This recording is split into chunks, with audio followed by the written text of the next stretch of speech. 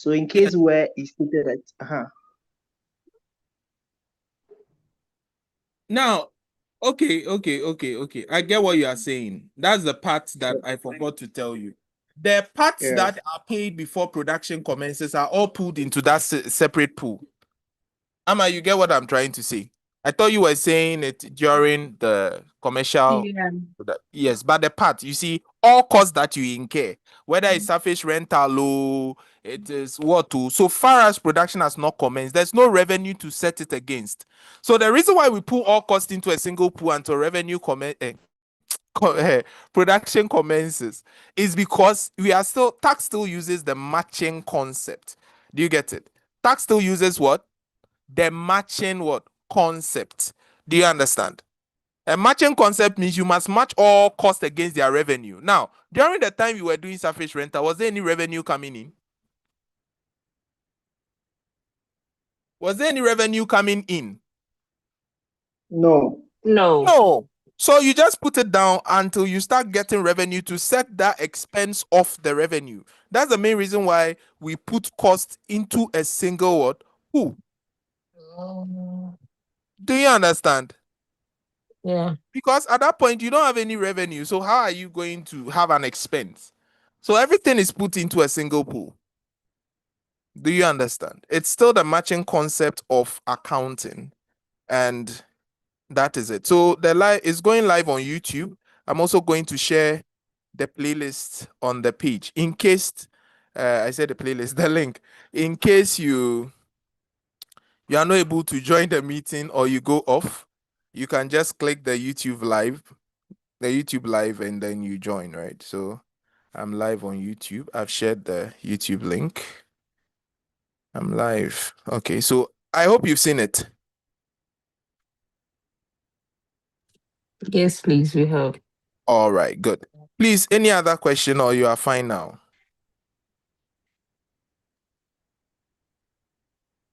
Hello, sir. I have a question. Yes, please. Is there a difference between the acquisition of mineral rights? So when they say explain the following, acquisition of mineral rights and then that thing, disposal of mineral rights. Yeah. The tax implications, are they the same? No, they are not. When you acquire mineral rights, it's an acquisition, right? Something coming in. Disposal means abandonment or decommissioning or rehabilitation. Do you get it? So acquisition comes in the form of you buying machines.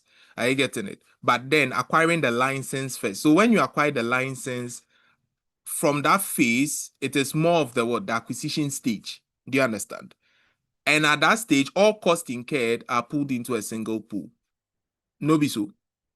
Yeah. But the disposal side of the mineral right has to do with assignment of interest and also abandonment, okay, which comes with rehabilitation. So anytime that question is asked, you break it into two. You talk about the assignment of interest side, and you also talk about what the abandonment.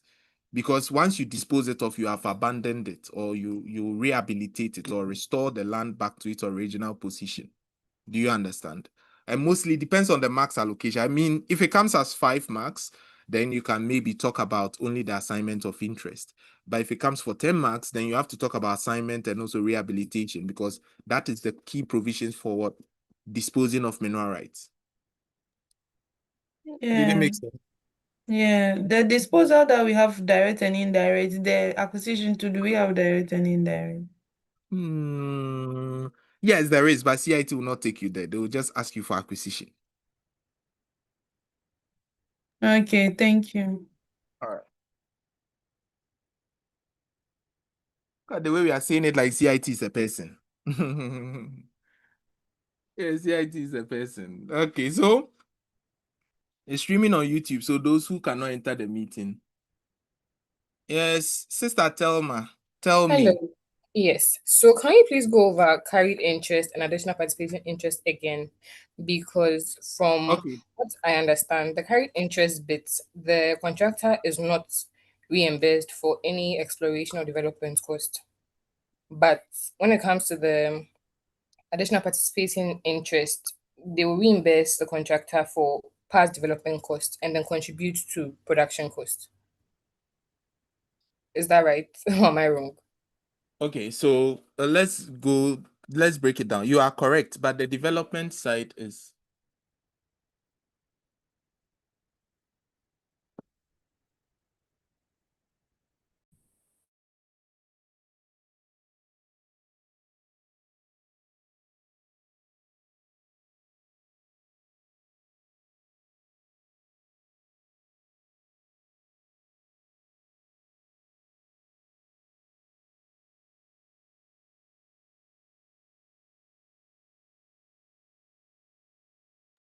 please, I'm coming.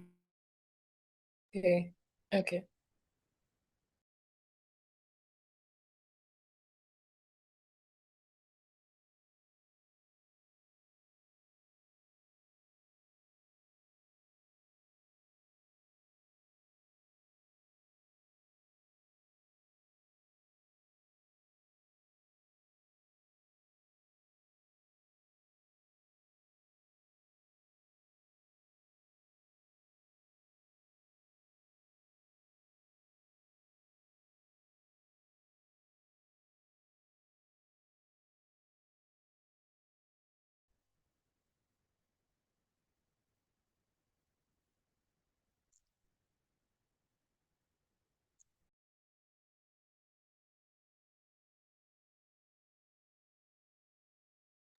Hello, can you hear me now? Sister Thelma, Yes. Hello. let me tell you. Okay, tell me. So when we look at what Ghana, okay, Ghana automatically is a joint venture partner, okay, in all petroleum operations in the country. Listen carefully. You are a joint venture partner. So in Ghana, we operate what we call a royalty tax system, okay? That's where it starts from. If you want to understand this, you should start from there. So we use what we call a royalty tax system. That's our fiscal regime, right? Plus what we call state what? Participation. Please, are you following? Yes. So we use a royalty tax system plus what? State participation. And the state participation is simply joint venture. All right. If you are looking at fiscal regime in a broader sense, it's joint venture. So some people say Ghana has a hybrid system. Okay. But mostly when they said hybrid, it should include elements of both royalty tax system and what? Production sharing. But Ghana doesn't have any element of production sharing.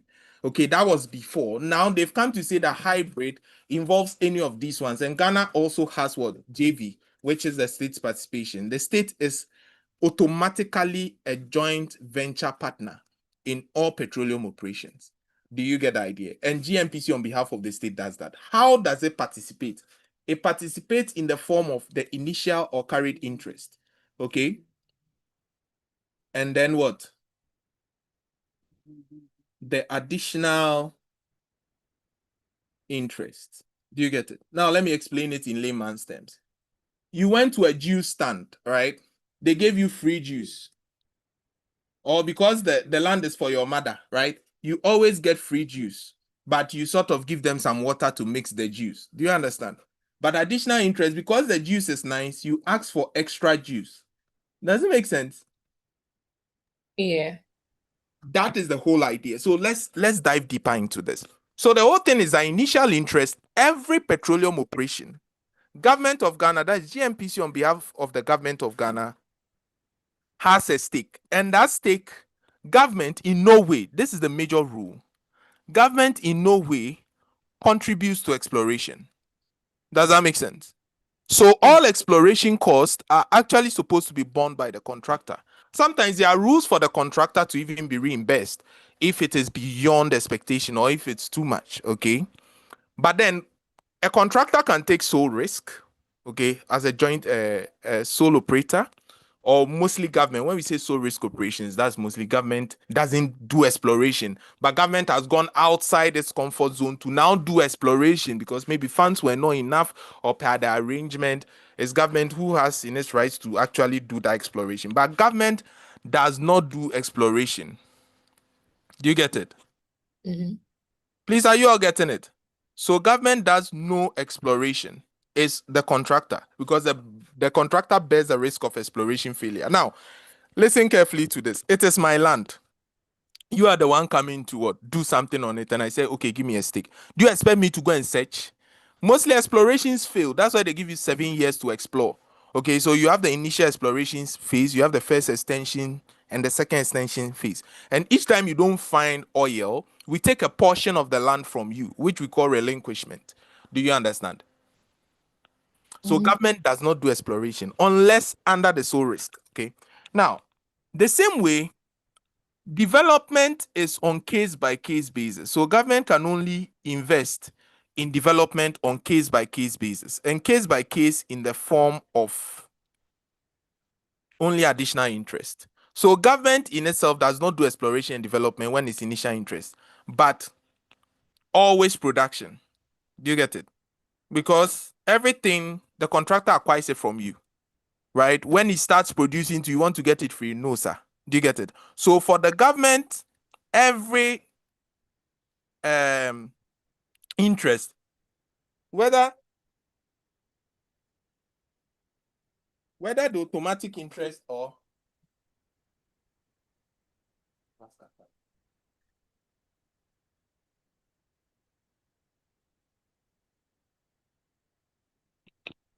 whether the automatic interest or the additional interest, okay, government will always contribute towards production. But remember this thing, government is also a partner, just like all the other ones. Do you get it? So whatever distribution they make to them in the form of dividend, whatever, government is also supposed to get a portion. So that means initial interest is only production that government contributes to. Do you get it? Okay. That's the production cost. But for additional interest, I told you that this is the only case that they want extra, so they must pay some of the exploration or development, but government cannot do exploration. So he'll get development. Do you get it? So Okay.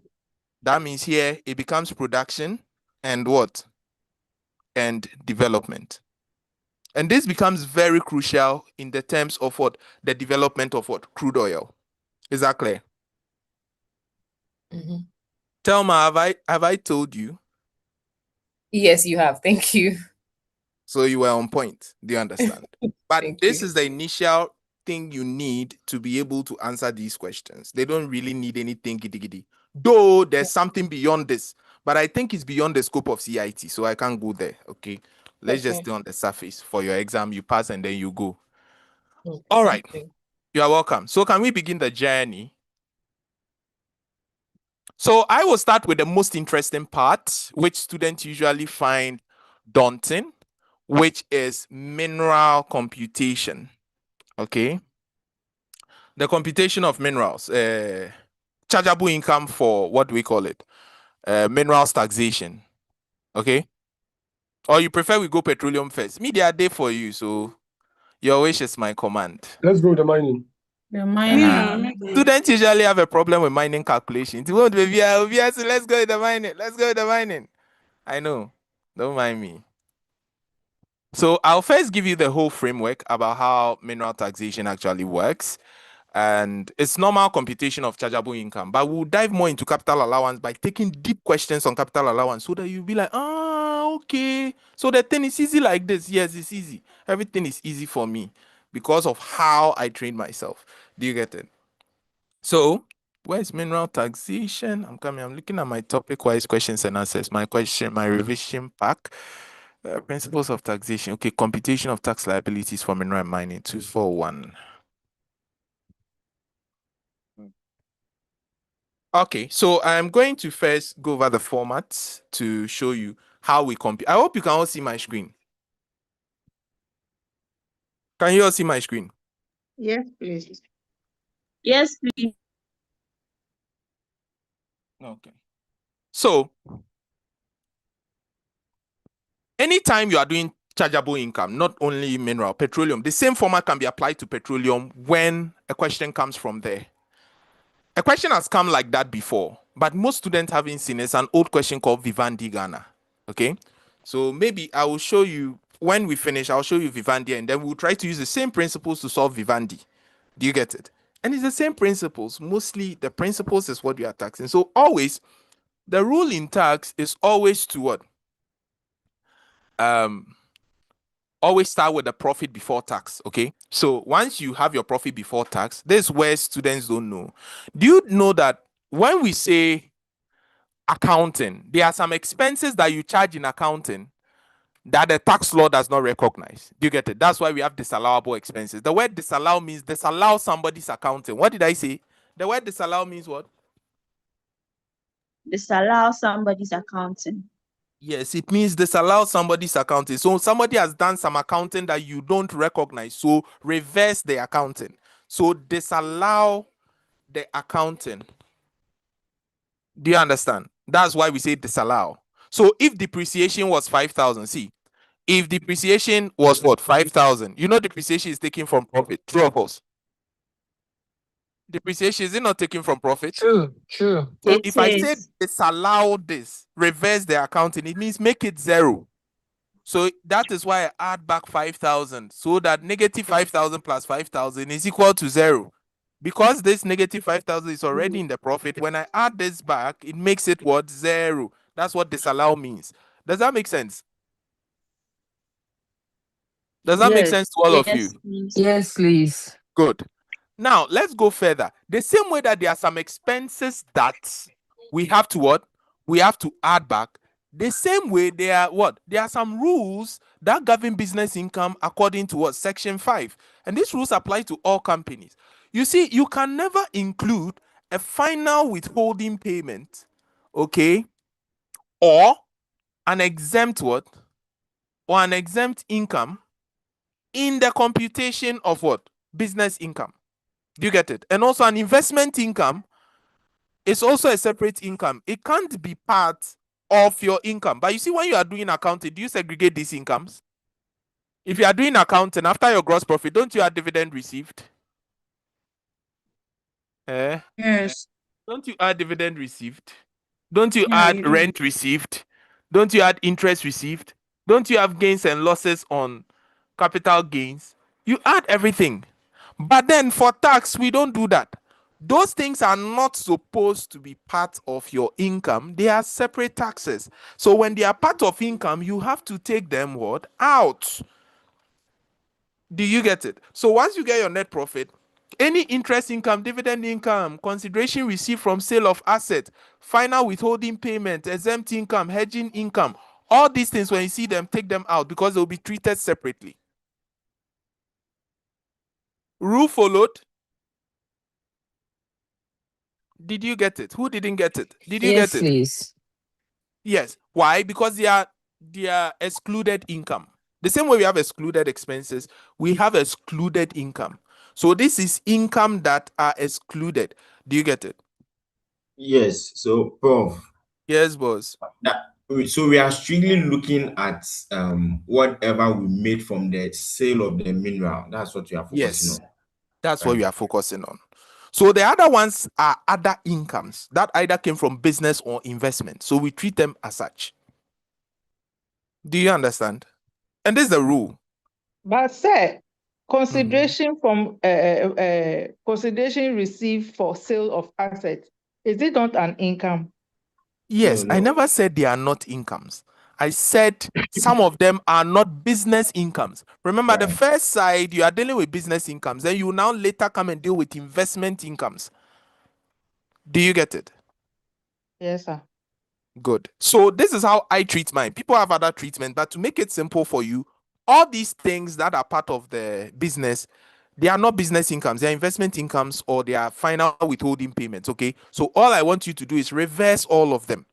Okay. Once you reverse all of them, you will now come and treat them again in their proper way. Does it make sense? And this one makes it easier. Otherwise, when you go with the orthodox way to solve these questions, you are going Prof, to lose a lot of marks. Yes, Prof. boss. So the Yes, boss. first thing, we are Mhm. reversing all income that are not related to the sale of the mineral. However, Yes. the computation of our accessible income, items like the consideration received, we have to work the gain or loss on them and all of that. Does it mean we will Yes. now come add them back? Yes. You now come and Yes, add them back after you do that Right. as investment incomes. Hello, Prof. So Yes, please. in the video that you uploaded on the YouTube, you mentioned that there are so maybe for sale of information when you do Yes. exploration and then you get information. And you mentioned some other maybe compensation from insurance. If I see any of those ones too added, are they not business incomes? That one is business income, so you cannot less it. As for So that one, I'm supposed yes, to ignore. yes, you are Okay. supposed to ignore it because it has been treated right already. Oh, okay. For instance, assuming I got surplus from decommissioning fund as part of these incomes in the question, I won't touch it because a surplus from decommissioning fund is actually an income. So I won't touch it. When the thing has been treated right, you don't touch it at all. Oh, okay. But when it's an investment income, dividend, is it investment or business? Investment. Why is it part of business income? And it's already a final withholding payment. Doesn't belong here. You must reverse it. Interest, you can decide to leave it, but most interests are investment income in terms of petroleum operations. So what do? You take it from here, mostly to be net. You need a gross. So you go and take the gross from what? Add it to investment income. Consideration received from sale of asset, you can decide to ignore it, but then it comes with a cost. We need a gain or loss on what? Realization, according to section 35. So I will rather take it from here and take also the cost from the cost and then go and get the gain or loss on sale.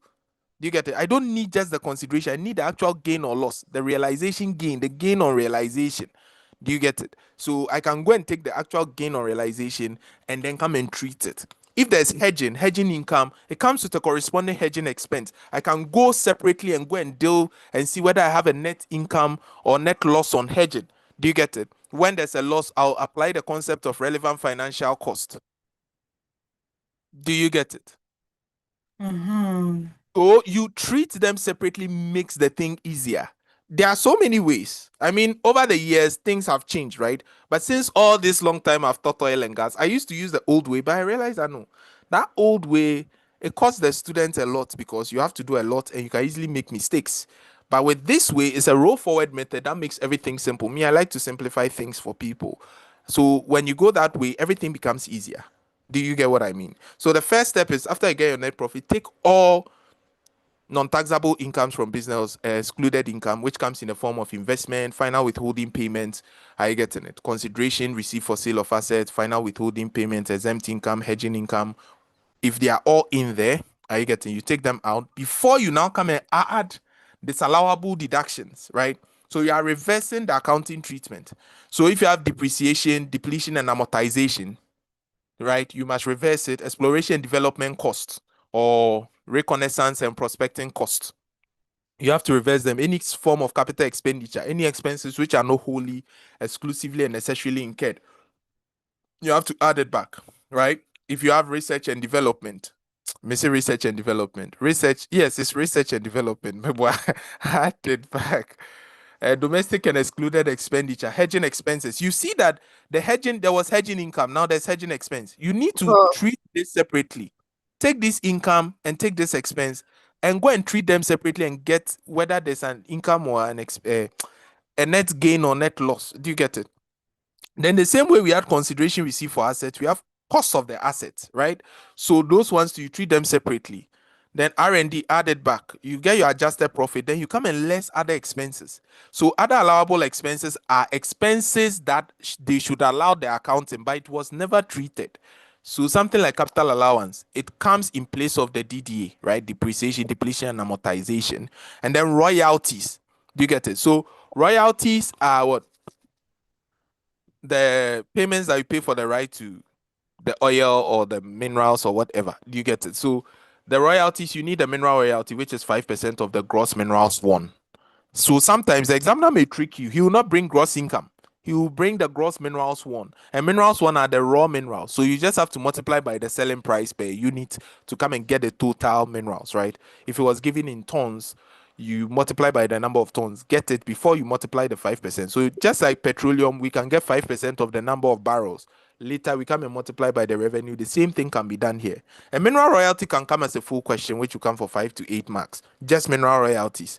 But I prefer this form because it examines what goes into petroleum companies, their returns. Then any other allowable deduction that will come. So remember, after you compute the royalties and allowable deduction, you come and claim it. Then any other allowable deduction that will come, You now deduct that to get your chargeable income from what? From business. Do you understand?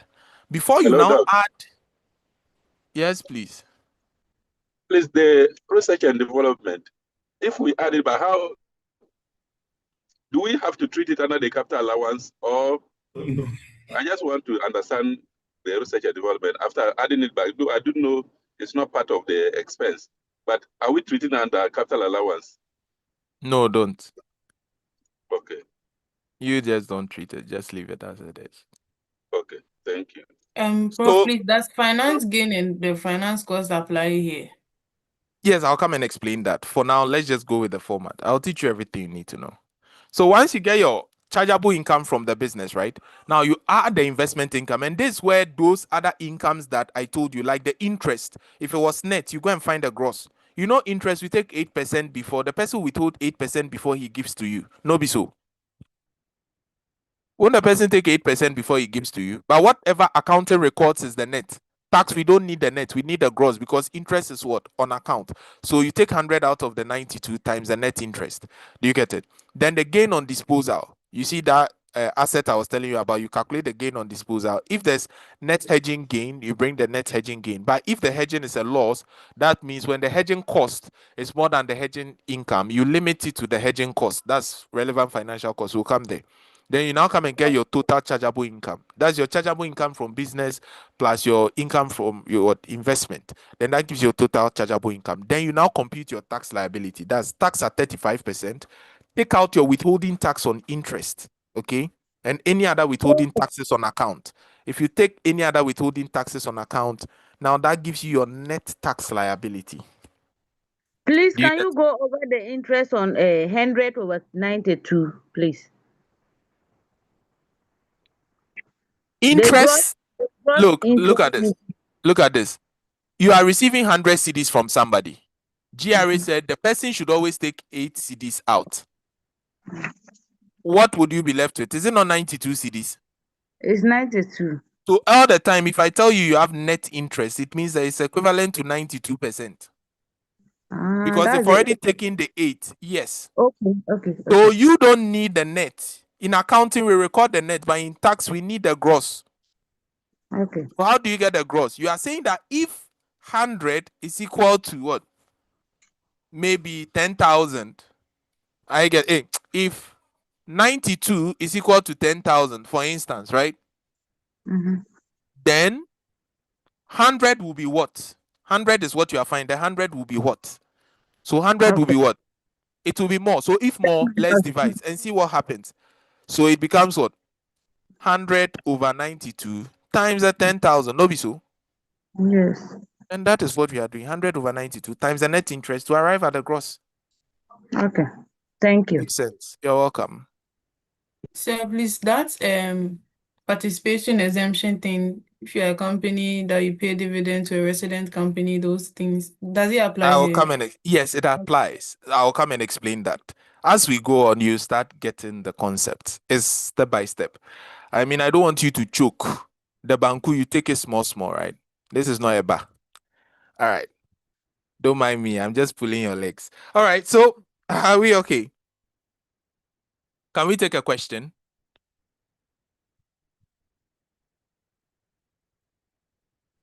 Yes, please. More sure. Yes, please. Yes. All right. Okay. I'm looking for a question which is basic so that we start with that. And then, yeah. Once we start with the basic ones, then we are building up. Then I think that you guys are fine. All right. So, mostly mineral questions are packed. Okay. They are very packed. And the whole thing is, look, I know that sometimes it's not every footnote you can do. Even me, sometimes I see footnotes. I know, but it may not be so clear. Do you get it? Because they expect you to use all the provisions of the law. Now listen, and listen good. Exam, that's why the pass mark is 50. If you go, okay, and you see a footnote you don't understand, Massa, skip the footnote. Do the ones you can do. Assume the footnote does not exist. What did I say? Assume the footnote does not what? Exist. Assume it does not Doesn't exist. exist. and solve it without that footnote. Even though it may be a significant part of the question, don't worry. Why? Because at the end of the day, that energy you are using to think about that footnote, you could have used it to tackle one other question.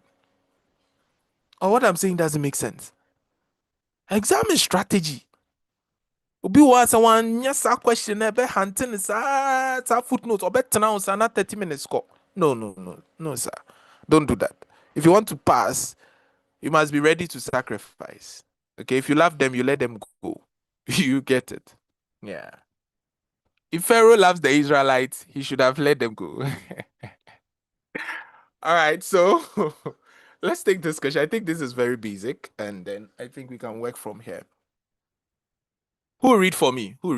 Then we take another question. At least if we solve 3 here, then I know that you guys are very solid when it comes to these things. Then we can move. I need someone to do the reading. Mommy, your hand is up. You want to read for me? Sure, you can go on. Yes. So question 7. Sika Resources Limited is a mining company operating in the Alpha Mine and Omega Mine in Ghana. Alpha Mine shares a processing plant with Omega Mine, and wow, now it is smaller. Okay, it's fine now. And both mines commenced commercial production in 2016. At the close of business on December 31st, 2016, Sika Resources Limited acquired 10% exploration and production rights in the Sunset Mine, which is production mine for 20 million cedis.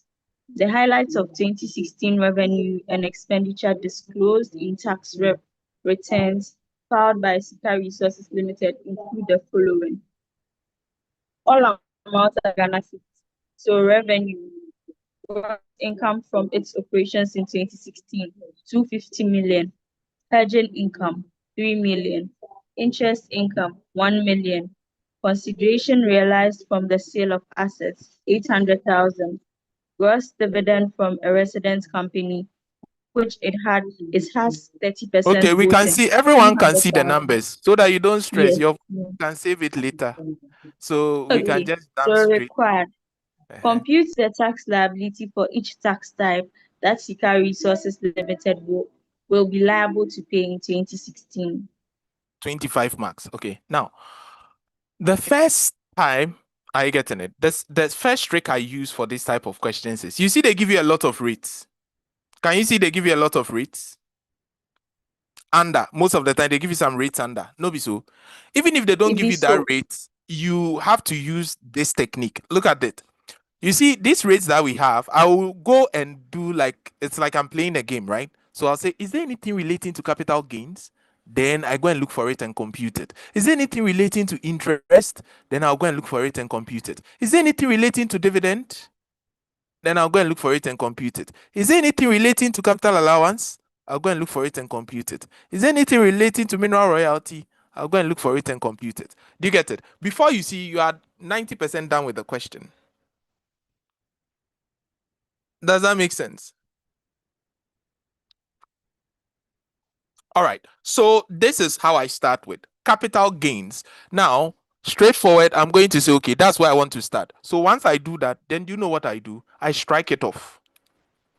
So now that I'm going to calculate this, I strike it off.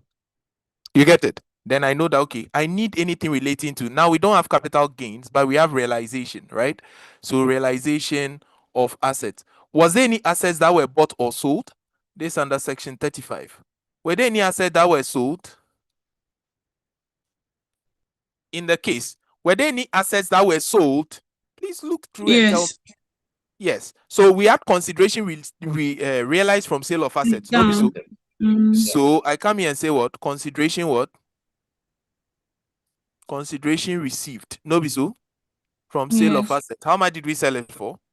800,000. Thank you. Then straightforward, I strike it off. It doesn't belong here because I'm treating it what? Separately. You remember? So it's gone. Makes sense. Gradually, are you coming home? Mobile fee. Yeah. Good. So consideration also comes with cost. Mebwa, doesn't it come with cost? So we have to what? Less the cost. Okay. And the cost can be found under section 36. Cost is made up of three things. The cost of acquisition, that's when you buy it. The cost of alteration, like you built a fence wall, you did something, right? You incurred other costs to repair, renovate, and all those things, right? Maybe you bought you took somebody's area, you installed some drilling and some other things. Are you getting it? They are all part of the cost. Do you get it? You incur some admin costs, seismic surveys, all those things. They form part of the cost. They are alteration cost. Then we have incidental costs, like you paid an agent. Okay, you pay some legal fees. You pay some transfer taxes, some stamp duty, other things. All those things form part of incidental cost, right? So those three things. Now, if you have any cost which is not allowable, you don't include it in the cost of assets, okay, because it also meets the principles of deduction. So assuming you paid a bribe to some politician to get that land or to get that part of the sea, that bribe or secret payment should be disallowed. You can't include it in cost as well. Does it make sense? And this one can be found under section 36. Now, consideration received itself can be found under section 37, which says that, okay, consideration comes in two main forms. One, you being the owner, consideration received because you are the owner of the asset, which comes in the form of what? A covenant to repair the asset, or an amount you get for owning the asset. That comes in the form of compensation. So if maybe some oil was destroyed or some minerals were destroyed, then what do we call it? An insurance company compensated you. They gave you some amount of money. Do you get it? It becomes consideration because it is what you get for being the owner. Then secondly, an amount in a covenant to repair the asset. What does it mean? Assuming I have a house, okay, and then a tenant is living inside the house and he is leaving and he has punched holes in my house. It's like what I'm saying looks personal, eh? He has punched a lot of holes in my house, eh? And then he's going, and then he gives me money to pay for it. Is it not consideration received? Why? Because I'm the owner, and you have to replace it. So there's a covenant to repair the asset. Okay, it is also consideration received. Then, when you sell the asset itself, the realized sum is also consideration received. And if somebody promises you that, oh, I'll take your asset and pay you in the next 5 years, it's also consideration received. So these are the different kinds of consideration that section 37 makes known to us. Does that make sense? Good. So always is consideration minus cost. Did we have cost of assets sold? Yes. Yeah. So you come to expenses, cost of assets sold. Oh yeah, here you go. I'm treating it separately. So cost was what? 300 what? 1,000. Does it make sense? So if I take it out, what becomes my? Is it a gain or is a loss? Again. So gain or what? Realization. Because this is not an individual, we can tax it straight because it will be added to what? Their income, and then overall it will be taxed at what? 35%. So you can decide to tax it 35 here because at the end it's the same. But I prefer you go and treat it as investment income, and then it will end up being taxed at 35. But for individuals, they can tax it separately at 25% or add to their income. Do you get it? So here, that means we have what? 500,000 to be the gain on what? Realization. That is done. Okay, so let's go back. You see this tax is gone. We have worked it. Yes, please. Okay, so you can't just go ahead and apply the 35% and leave it out. You can also do that because at the end, all of them will be taxed at 35. But I prefer Yes. you to go Prof. and then come and add it to the income so that it will end up being taxed at the 35 at their chargeable income level. Yes, please. Prof. Somebody Due asking to pressure, something. you might forget. Yeah, so if you know you forget, fine. Tax it at 35 straight from here. So that when Okay. you finish your total taxes, you come and add it plus this 35 so that you don't forget adding it back. That's also a good strategy. Okay, Prof. Yes, boss. So it means this time we are not going through the route we just discussed a while ago. No, we are going through the same route, but I have given you that, you see, before you come and compute the final chargeable income, which is the mineral income tax, that's the one at the top. You must go through all these ones to get there. So when we get there, are we still going to do the net profit Yes. and Yes. less the Yes. non-taxable incomes? We are going to. Yes. Okay, We are going to do that. no These problem. ones are all other taxes that students forget. That's why I said you start from the other taxes. Otherwise, you may forget them. All right, that's fine. So for me, if it's 20, I want you to get 20. That's my target for you. Do you get it? That's why I'm being strategic here. Are we cool? We cool? Can we move? All right. So the next thing that was there was what? Interest withholding tax rate. That's the next thing I want to compute. So I cancel. Is it gone? It's gone. Do we have interest in the case? So if you don't have interest income, you have interest expense. Did we have interest income? Yes. Yes. So interest income going is gone. It's an investment income, right? But this one, it was just bare interest income. That means it's gross. Anytime it's bare, it means that it's not net, it's gross. If it's net, they'll tell you. So do we have withholding tax on interest? No. We don't. So we calculate. So withholding tax on what? On interest. Then you come here and say what? Withholding tax at what? How much was the interest income? Sorry. How much was the interest income? 1 million. It was 1 million. And withholding tax of interest, you're saying?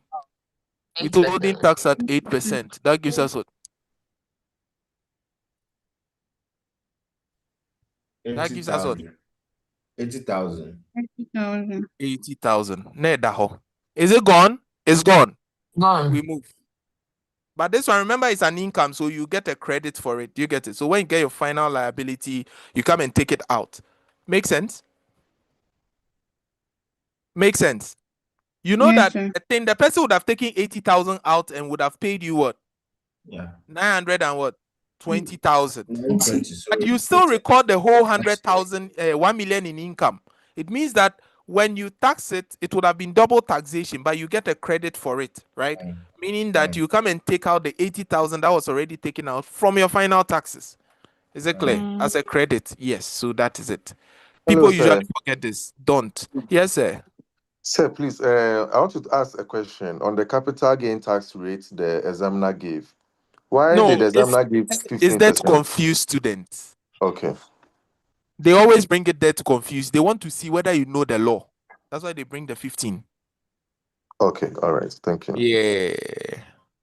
So dividend withholding tax rate. Do we have dividend there? Yes, sir. Doc, We go and check. Yes, please. the interest, though, aside the withholding, are we taxing it at 35%? That can be done, but I prefer you go and add it as investment income. Okay, but no, aside, what I just want to know is whether it will be taxed at a rate of 35 and not 25%. Of course, because it will be added to income. So far as it will be added to income, it will be taxed at 35%. Yes. Okay. That's why you get a credit for it. Okay. So far as you tax it separately, then it doesn't come in income at all. But because we come and include it again as what?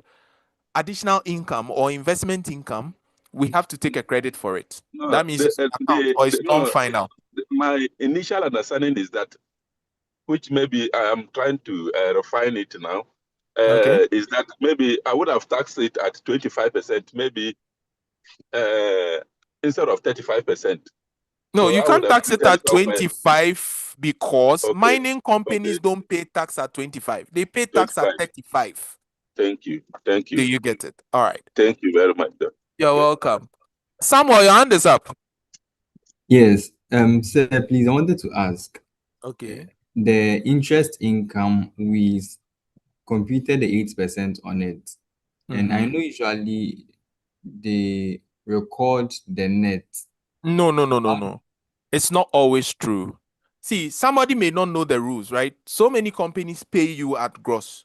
They don't know about net. Okay? When JRA comes to audit them, that's their case. But you have to do the right thing. So when you see it and it's bare, it's not net. Please don't assume anything. If it is net, the examiner will always tell you that this is net. Does it make sense? Yes, sir. In exam, don't try to be a hero. They will shoot you. Yes. If you see it, it means it is gross.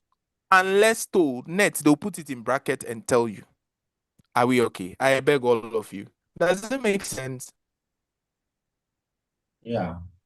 Good. Yes, sir. So now what's the next in line? dividend right now, but you see it says gross dividend from a resident company which you have 30% voting rights. Now, this one comes from section 59.3. Okay, so first of all, we say what? Withholding tax on what? On dividend. So you see in Ghana, this is how it works.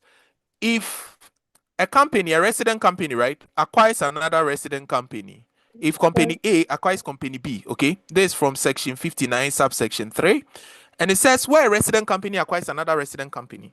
Are you getting it? And the one who acquired owns at least 25% of the voting right. When B pays dividend, the dividend is going to be exempt from what? Tax. From tax. But note this, it will not apply when both are petroleum or mineral companies. Let me explain what I mean. So, assuming I'm a mineral company, right, or a mining company, and I acquire another mining company, and then this mining company pays me what? Dividend, and I own at least 25% of it, this exemption will not apply. Why? Do you know why? Yeah, because you're a resident, and then as well you are not a No, mining or because petroleum. it is a tax avoidance arrangement. Two sister companies are intentionally transferring dividends by using this loophole in the tax law. That's what the commissioner assumes. So he will not allow you to get exemption for that dividend.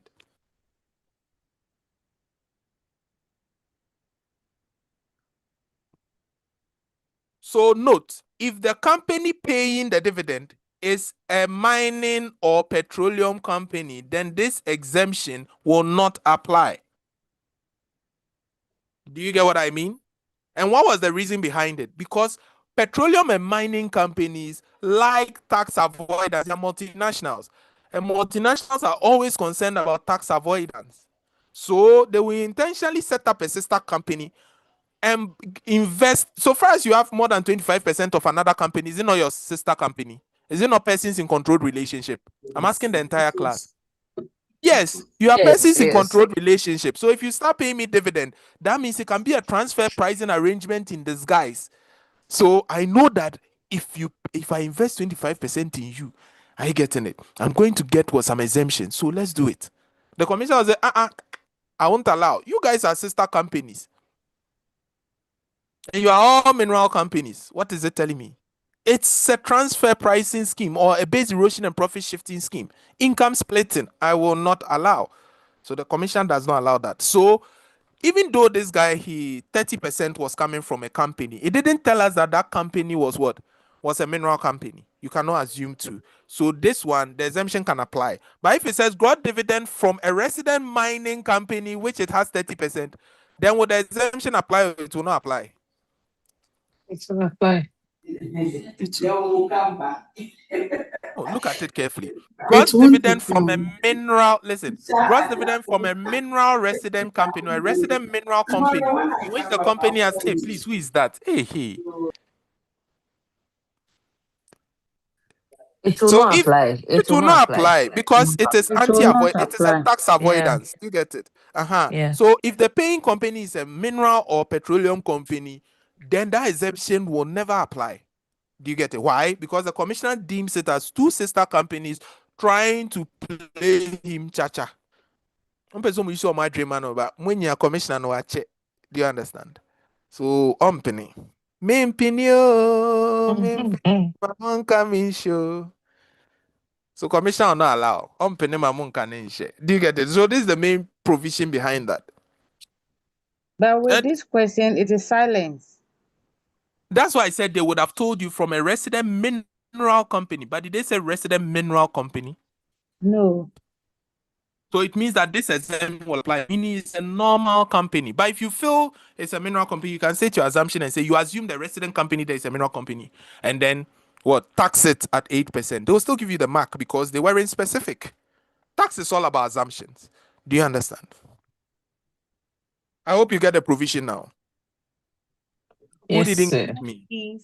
This thing confuses a lot of students, but I hope I've clear. So, Doc, Prof. Yes, boss. So please, so if it is mining to mining, what will be the rate, applicable rate? No, Will it be always final dividend is 8%? 8%. Yes. Okay, okay, thank you. Dividend is always 8%. 8%. Thank you. Please, is it clear to everyone? Yes, sir. Good, good. So in the case of this case, in the case of this case, okay. So in this case, what are we going to do? Are we going to tax it or we are going to exempt it? We'll tax it. We'll tax it. Hey, what's the Exempted. They didn't say resident mineral company. At the end, it says so. Sikani fee another resident company. If it's from another resident company coming to me, a resident company who is also a mineral company, right? We know that Sika Resources is a mining company. No, be so. Is Sika Resources not a mining company? It is a mining company. If it invests more than 25% in any other company, we won't tax it. But if it invests more than 25% in a mineral or petroleum company, then we will tax it because it is tax avoidance. So if the paying company is another mineral company, will we tax or won't tax? We will tax. But this one, it wasn't a mineral company. It means it's any other normal company. So what will we do? We will exempt it. Exempt, okay. Does it make sense? Yeah. Prof. Please, I'm listening. Yeah, so I thought that Okay. provision was general for companies in mineral and mining as well as petroleum operations. So I was thinking once one partner is conducting petroleum operations, it doesn't matter where the dividend is coming from, it has to be taxed. No, it doesn't work like that. It's where the Oh, payer okay, so, is. oh, You see, okay, it's so an once it's anti-avoidance provision. Yes. okay. Before, when I started, that's what I thought until I started working with it. Oh, okay. Yes. Okay. So, in accordance with section 59.3, okay, where a company or where a resident company who owns what? Who owns at least what? 25% of the what? The voting rights, or simply The line ownership. of another what? Company. Dividends paid are what? Dividends Exempted. paid are exempt, right? So you have to tell the examiner. So therefore, the dividend of what? Of 200,000 is what? Is exempt.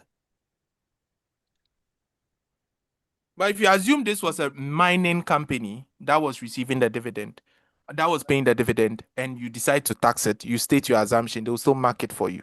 Are we okay? Yes, Prof. I realized that was the treatment you gave in your book. Yes. You assumed that it was a mining I company, so assumed that you it was a applied the mining 8%. company. Yeah, Yes. So apply the 8%. I hope that makes sense. So anything, I mean, you should flow with the provision. That's why I said don't stress yourself too much. If you think too much in exam, you waste energy. Yes, boss. Please, what if the dividend is from a foreign, so the local company receive the dividend from a company A foreign outside? company. Okay, Exactly. This one came in the February paper. Okay, so let me explain. This one can be explained. This one can be explained from section 59, subsection 2.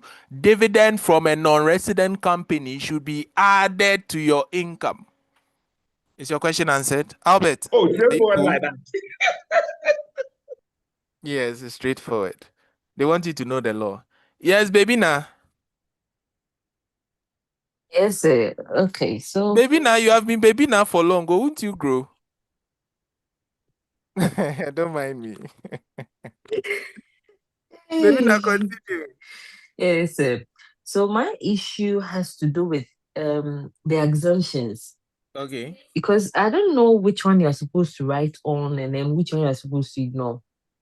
Because we've solved 3 now, and then we're only writing assumptions on just the footnote 3. So I don't know.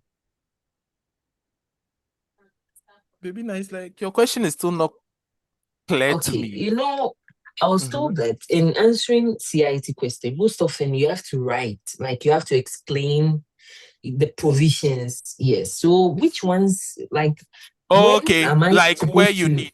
Yes. Yeah, so I will Yes. show you. That's what I'm Okay. doing. Just follow exactly what I'm doing. So Okay. something like what we saw, right? You saw that it was something particular. So that's where you Yeah. explain. Okay.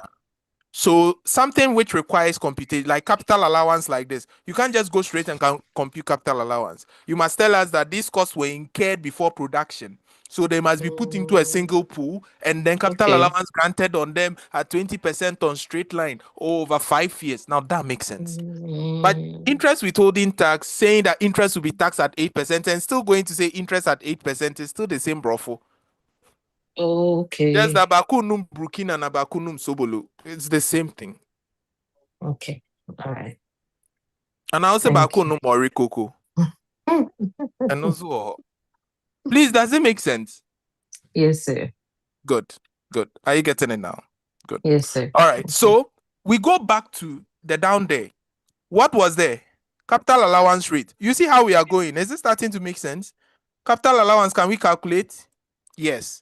So you see, I've cancelled it. It means that that's what I'm working on now. You see, it guides you. So capital allowance, can we calculate capital allowance? Then I'll come and say what? If you don't remember the sections, don't worry. So that's 4, right? 4. Capital allowance computation. Capital allowance computation, right? So capital allowance computation, this is what I will say. In accordance with what? With relevant sections of what? Of the Income Tax Act, right? All costs incurred before commercial what? Production are pulled into a single pool, right? And capital allowance granted at what? At 20% straight line when production what? Commences. Does it make sense? That's 1. Does it make sense? Yes, please.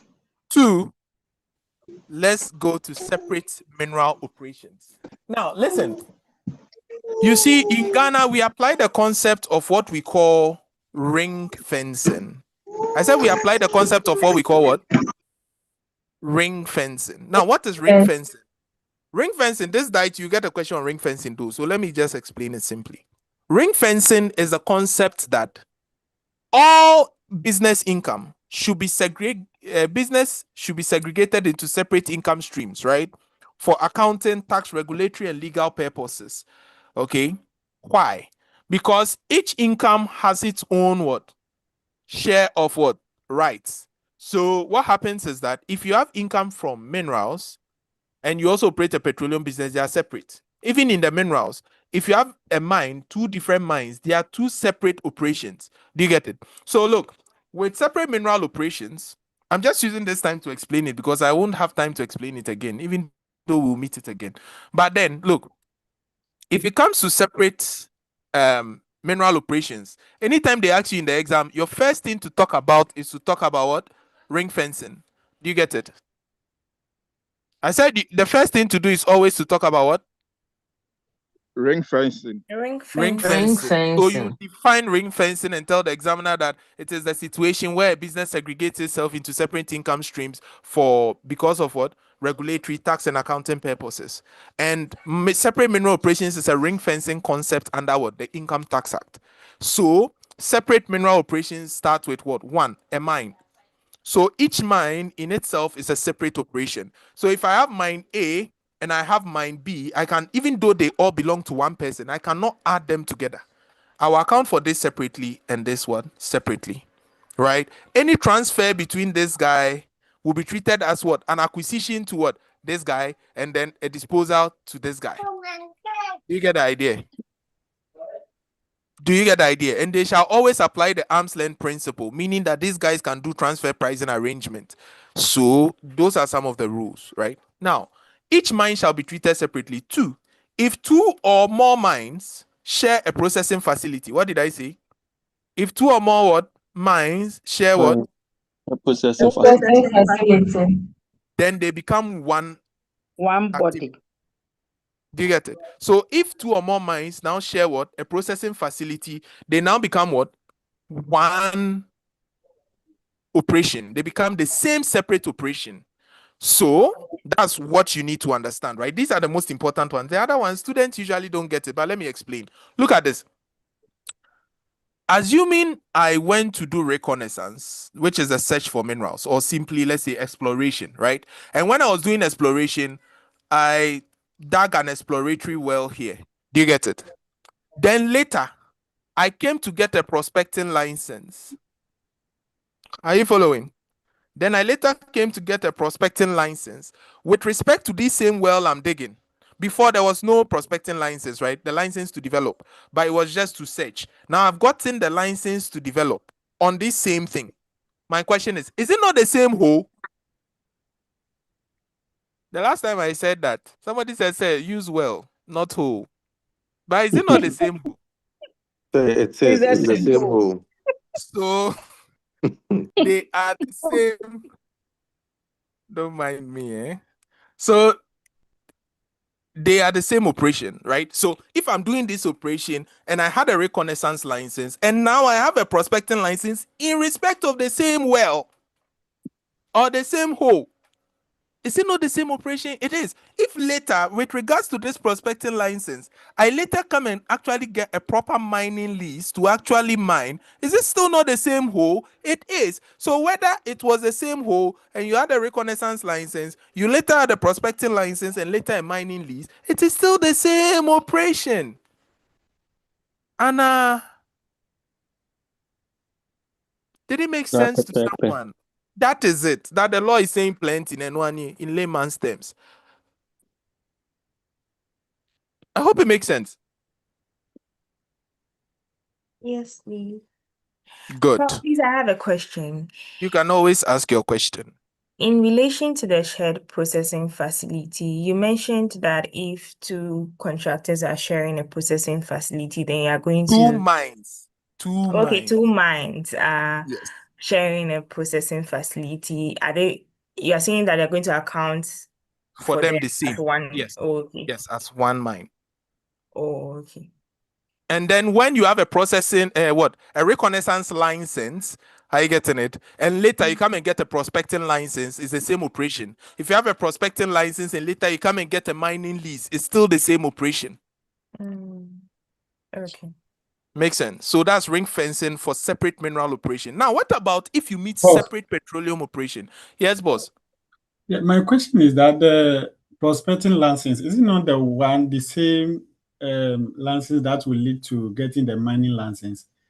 Yes. And what circumstances there will be a separate hole for prospecting and mining? Yes. So I think that it's a process.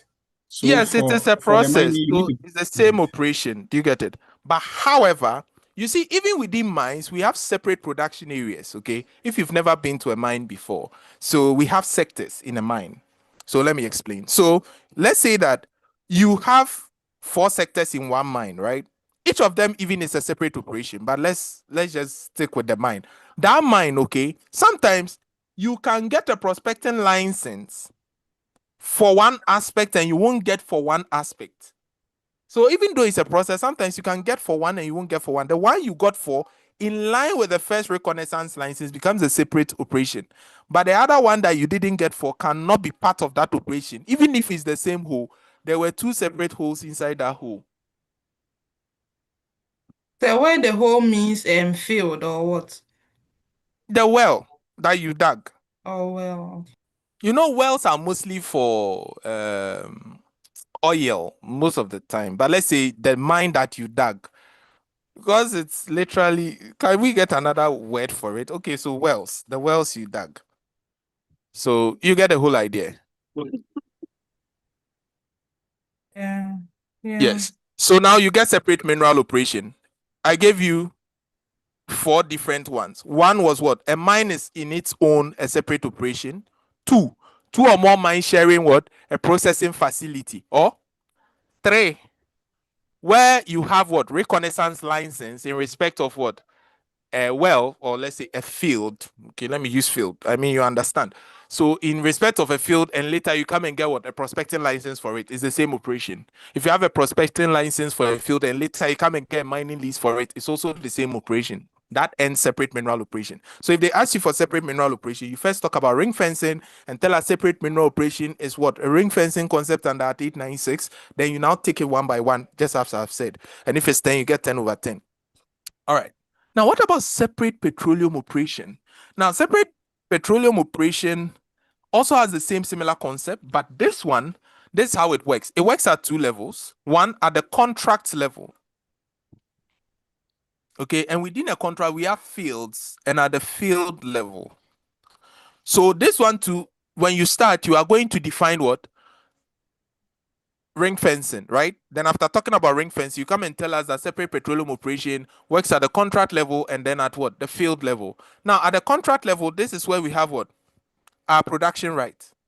Our exploration and what? Our exploration and then production what? Rights. Are you getting it?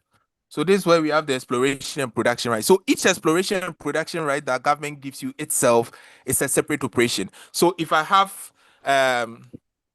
one exploration production right in this part, I have some at what? West Cape 3. Are you getting it? Both of them are 2 separate operations. Does it make sense? It is already sleeping. You should leave to stay alone. Hey. We beg you. Oil and gas pressure and timpachonya but why? So exploration and production, right? Like each contract in itself, each petroleum contract in itself is actually what? A separate operation. Then in a contract, a field itself is also what? A separate operation. Do you understand? But here is where it gets interesting. Even within the field, right? If you have a field before the approval of your plan of development, right? And during and after approval, okay, of your plan of development, if it relates to the same well you have dug, is it still not the same operation? Before I started digging here, okay, or drilling, I went to apply for plan of development, right, to be approved. And then later they approved it on this same field. Is it still not the same operation? Same. No be so. If you have 2 separate fields, each field is a separate operation. So if a plan of development came from a different field, then that field is a separate operation. This is all about separate petroleum operation. But you must go and tell them that what? They must always, excuse me, they must always account for it, right? Separately, get their taxes separately. And if there are transfers and what receipts between them, we treat it as an acquisition and disposal. Is that not so? And also treat them using what the arm's length principle. But what if you go to the exam and they just ask you for ring fencing? Then you still have to talk about separate petroleum operation and talk about separate mineral operation. These 3 friends, they go together. So it's like, if the ring fencing is the boss to himself, if they ask you for separate petroleum operation, you always have to talk about ring fencing, then come and talk about the contract and field level, right? And field level before approval, after approval is the same operation. If it relates to different field, it's a separate operation, right? A different operation. Then you come and talk about the rules that if what they are doing it, they should treat taxes and income separately. They should use the arm's length principle for all their transactions. And then when they transfer asset, it should be treated as an acquisition and a disposal. Okay. if you are doing separate mineral operation, you still have to talk about ring fencing first and say it's a separate what? It's a ring fencing concept under the law. Then you come and take that each separate mine is a what? A separate mineral operation. Two or more mines sharing what? The same what? Processing facility becomes the same operation. Then the reconnaissance, the prospecting, and the way I talked about, right? But if they ask you for ring fencing alone, you have to talk about all of them. Do you understand? So now that you understand this, now whatever we are doing will start to make sense. Now look, if you read here, it says what? Sika Resources Limited. Sika Resources Limited is a mining company operating in the Alpha Mine and Omega Mine in Ghana. Right? So all things being equal, Alpha Mine and Omega Mine should have been separate operations. True or false? True. True or false? Because they are two separate mines, right? But look at what happened. Look at what happened. They said what? Both mines commenced commercial production in 2016. At the close of business, Sika Resources Limited acquired what? They said they share processing plant. So what is it telling us? They are It's one one operation. Yes. So they are one operation. And this is what they hide mostly in this kind of questions, right? So they share a processing facility and both mines commenced commercial production in 2016. At the close of business in 31st December 2016, Sika Resources acquired 10% exploration and production rights in Sunset Mine. Sunset Mine, is it part of those mines? I'm asking the class. No, please. No. So is it not a separate operation from what we learned right now? Yes, it is a separate operation. And we acquired it for 20 million. Now, the highlight of their revenue expenditure and their tax returns filed is what they've given us. Do you get it? So as part of my capital allowance computation, I'll say what? Sika Mine, what's the name of the mine? Alpha and Omega Mine share processing facility, right? So Alpha and Omega Mine are the same what? Operation, and does share what? Processing what? Facility. Do you get it? So we have accounted for, I've already said the same operation. So they say they become the same processing facility. Since we say we put all costs before production into a single pool, what cost did we have? Under the expenses, you see we have reconnaissance and prospecting. True or false? True or false? True. So I'm going to say my single pool. That single pool, we had what? Reconnaissance and prospecting. True or false? For who? For Alpha Mine. Alpha and Omega, are they not the same? Is the Alpha and Omega the same person, right? So that even gives you a clue. The Alpha and Omega, no, it's the same person. I am that I am. So this was 45 million, right? Then we have reconnaissance and prospecting also for what? Omega Mine. True or false? True or false? True. That one was also how much? 35 million. True or false? True. So you see, these were costs that came before the what? Capital expenditure, right? That was incurred before we what? Production. Before we produced, right? Or before commercial production commenced. So this one is the only thing, right? But you see, we have exploration and production right. But it's for who? It's for who? Sunset Mine. Which is So a can we go and separate add mine. it to this? Can we go No. and add it to this? No, you now No. get the concept. See, when you understand the law, it makes everything easier. Most students would have gone to add this to this. But now that you understand that a mine is a separate operation, you see, it makes it easier. So these were the only things subject to capital allowance. So these are capital allowance expenditure, which gives us what? So that's 80 what? 80 million. So we'll say that therefore our capital allowance is giving us what? 80 million divided by what? 5 years or times 20%. 20% means 5 years. If you want to check, just do 100 over 20, and that gives you the useful life of the asset, which is 5 years. Now, how is this relevant? Sometimes they'll tell you production began 2 years ago. So it means if you want capital allowance now, and they have given you written down values, you can't use the 20%. You divide it by 3. Yes, because 2 years is already gone. You get a trick. That is it. That's what they are now testing. So it is what it is. All right. So what becomes a capital allowance then? I hope us at this point, everybody understands what we have done so far.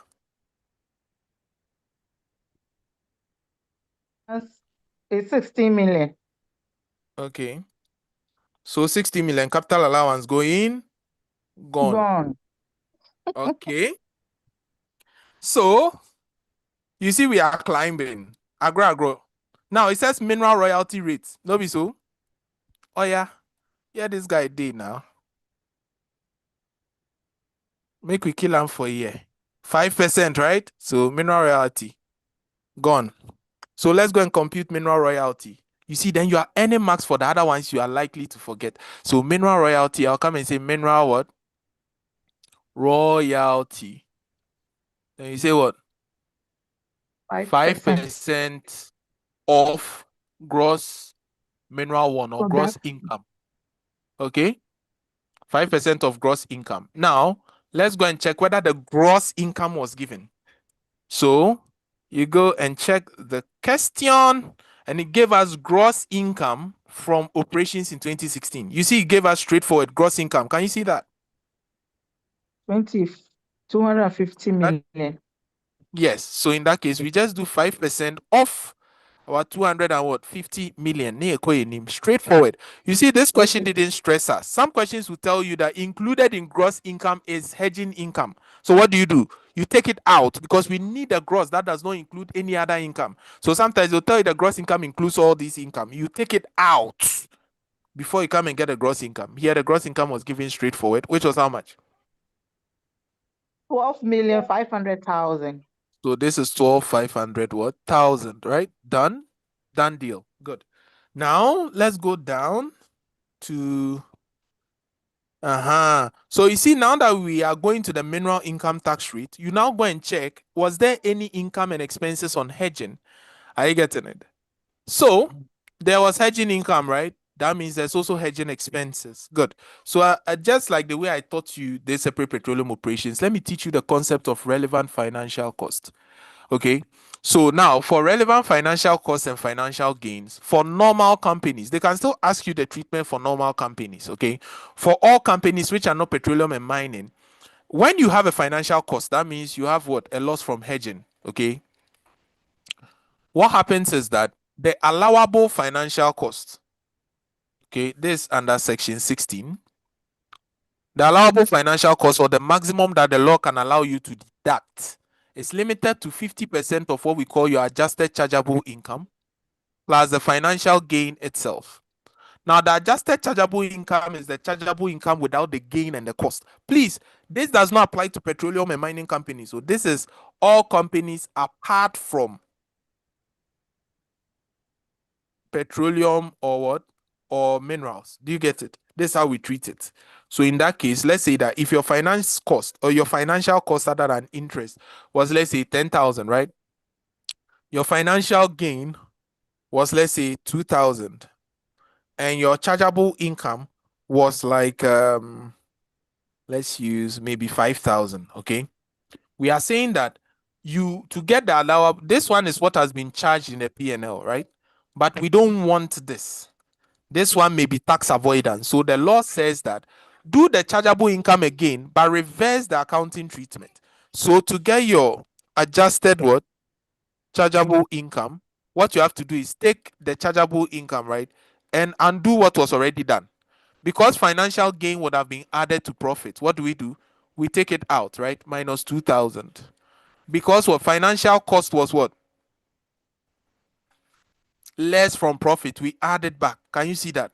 So that means our adjusted chargeable income becomes how much? 13,000. True or false? So this now becomes our adjusted chargeable income. So what is our allowable financial cost? So our allowable financial cost now becomes what? 50% of this 13,000 plus the financial gain, which was what? 2,000. No be so? So 50% of 13,000, Bema is saying. Half of 13,000, Bema is saying. 6,500. 6,500. So this is 6,500 plus what? 2,000. That means the limit of the finance cost that the law allows us to deduct should be how much? The maximum financial cost should be how much? 8.5. Okay, so the law allows us to deduct 8.5, right? But how much was charged in the account? How much was charged in the account? How much was the finance cost charged in the account? 10,000. 10,000. So if we compare this to the 10,000 that was charged, what is the excess finance cost to disallow? 1,500. Yeah, so excess finance cost to disallow now becomes what? 1,005. Now this 1,005 shall be carried forward for 5 years. Okay, so when you make shall be carried what?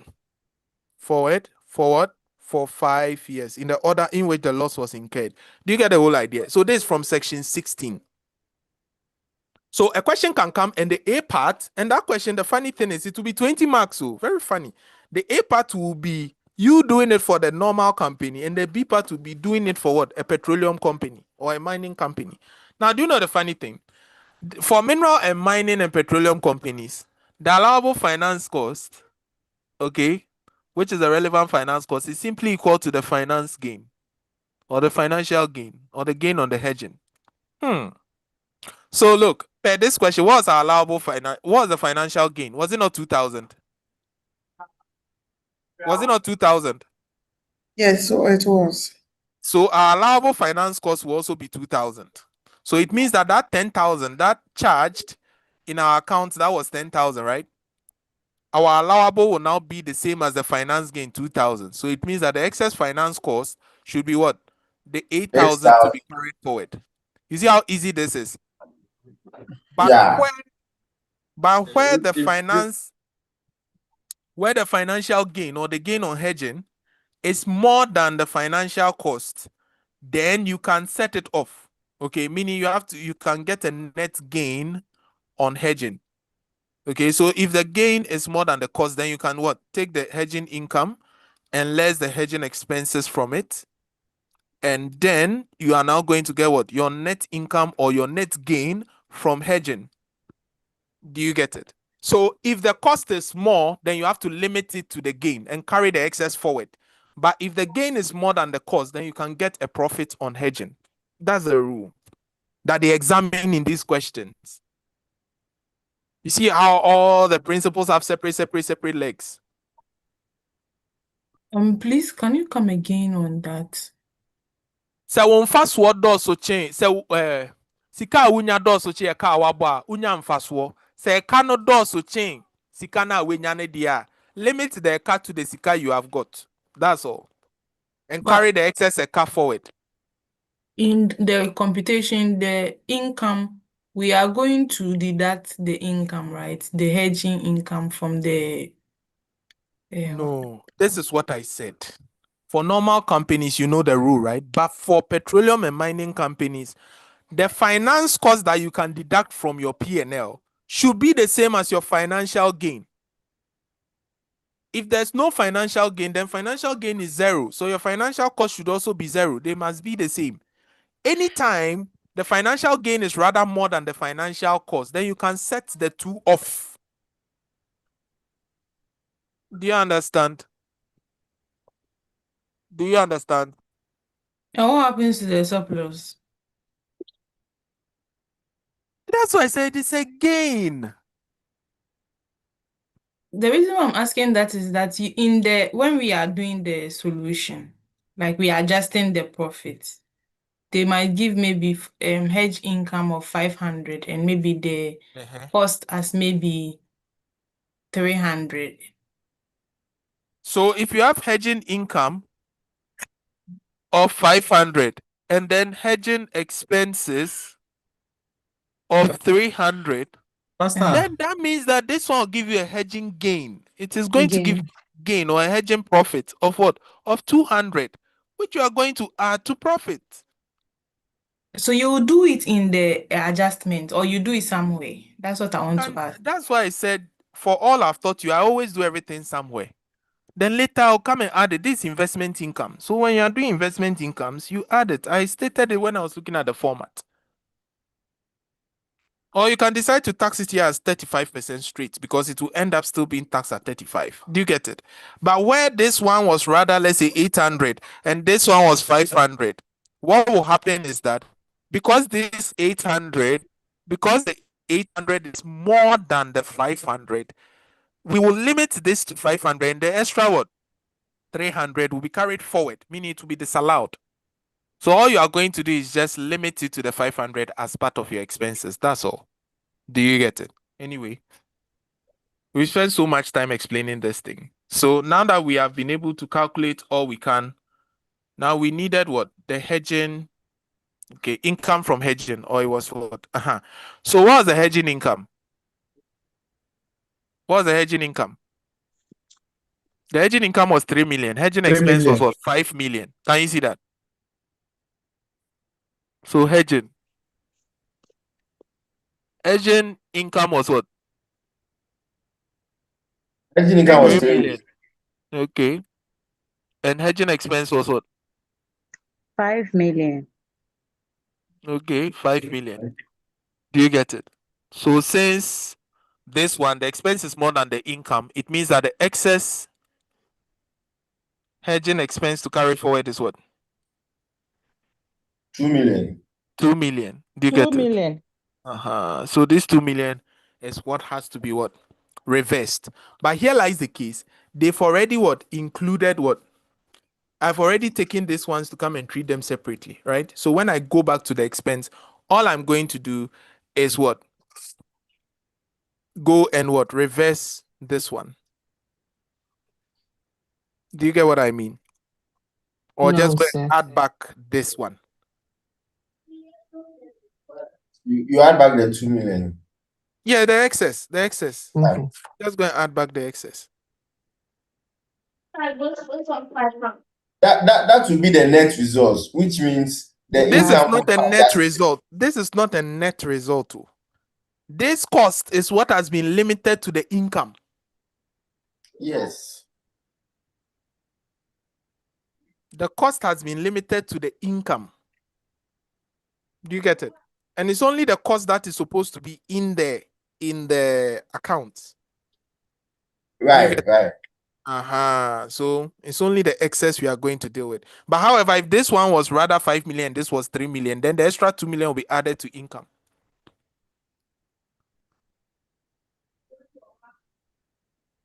Hello, Prof. Can I get some clarity here? So, the hedging income, will first of all less it, right, from the net profit. Yes. And then we'll come and add the expense back. Okay. So, with the actual figures, right? Mm-hmm. Then later when we find the excess loss. Then later when you find the excess loss, you see you still had allowable hedging income, right? Yes. That's the maximum. When you are getting your allowable deductions, you come and rather what? Take that one out. It makes sense now. No, still not clear. So we disallow the whole thing and come and only treat the allowable part. That's what I mean. Okay. I guess it. Thank you. All right. So now SICA resources, computation of what? Now we are at mineral royalty, right? Mineral income tax, computation of chargeable income and what? Tax payable, right? Or tax liability for 20, was it 20 what? Question I say I spend the time too much. 2016 year of assessment, right? So basis period, that's the period for operation. That's 1st of the 1st, 2016 to 31st of the 12th, 2016, right? So we mark this actually. So that's where it goes. So we always start with the profit per the account, right? Or profit before tax. So our profit before tax in the account was what? 100 million, right? Not so. That's it. No, so what is the next thing? We less what are excluded income. Also, true or false? Is that not the format we learned? So we less the excluded income. So all the things we cancelled, we are going to less all of them. So let's go and check. So what and what and what? So the first thing that should come out is the hedging income. Hedging income. So the hedging income, I have to take it out. Hedging income, that's 3 million. Then we have what? The interest income is an investment income. So interest income, 1 million. Not so. Then we had what? Consideration received. So consideration received, 800,000. Not so. Then we had the gross what? Gross dividend. So the gross dividend, that's 200 what thousand. No be so. Okay, so these are the only things I'm going to take all out. So 4 million, 5 million. Is it 5 million? Yeah. No, so that means this now gives me 95 what million. No be so. Good. So now I add back disallowed deduction. So add back disallowed deduction. So add disallowed expenses. So disallowed expenses, we already know what to disallow. So we first the reconnaissance and prospecting cost, right? The one for Alpha Mine, how much was it? 45 million. We use it in capital allowance computation, so it doesn't belong here. Yeah. The reconnaissance and prospecting cost for what? Omega Mine, 35 million. We use it in capital allowance. It doesn't belong here. It's a capital expenditure. Depreciation. Section 130, excluded expenditure, 12 million. We added back. Exploration and production rights for Sunset Mine. It's a separate mine, right? It doesn't belong here. How much? 20 million shall be added back. Does it belong here? This is the one sharing a processing facility. It's only Alpha and Omega. Now, SM for life, we don't need them. Expenses on hedging. So expenses on hedging, we've treated it separately, right? So we disallow the whole thing, 5 million. Yes. Good. Then we disallow 3 million. Yes, but we will not do it here. No, because you have disallowed 5 million, you've taken the whole 5 million off. Now it's zero in the account. Once before they last 5 million and you've added it back, so now it's zero. So what do you need to go and do? When you get to the allowable deduction, you now come and do the right treatment of the 3 million. Right. Makes sense. So I'm adding back the whole 5 million to make it zero. So cost of assets sold, you're saying 300,000, right? I treated it separately, so I added back. Admin expenses there, we have to allow it, right? Because it's wholly exclusive and essentially incurred. So now that we have all this, add everything up here. 80 plus 12 plus 20 plus 53. 165.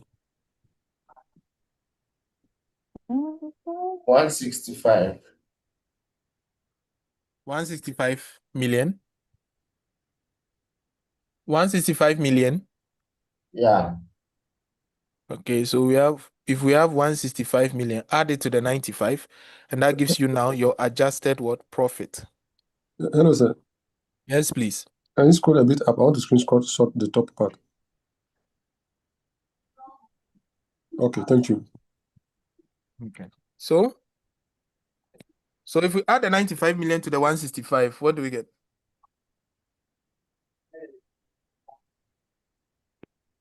So you end up with 260 million, no be so? 260 million. Okay. So now what do we less? We less the other allowable deductions, right? So less other allowable deductions. So other allowable deductions, we calculated some of them. What are the first ones? First, so that you don't forget, the allowable financial cost. Do you remember? Or the allowable hedging what? Expenses. How much was it? It was limited to the financial gain of 3 million. Do you remember? Yeah. Then we have capital what? Allowance. So capital allowance is saying? And you're 16 million. 60 million, yes, allowable.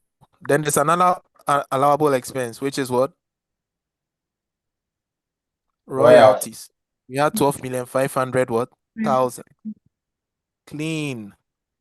So that's 3 million. Plus 16 plus 12, 5. That's 31.5 million, right? Yeah. Okay. So what does that give us? That now gives us what? Our chargeable income from business. Okay, or we can say accessible income from business.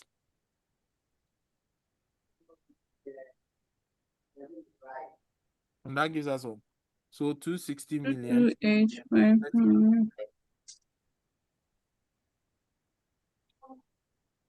What do we get? 228,500. 228,500,000. Okay, so now that we have this, what do? We are now going to add investment income. Do you get it? So investment income, we know we had what? Interest income. Do you remember? Interest income, yes. Yeah, so interest income, we knew it to be what? 1 million. So I'll bring the 1 million here. Then I have what? Dividend.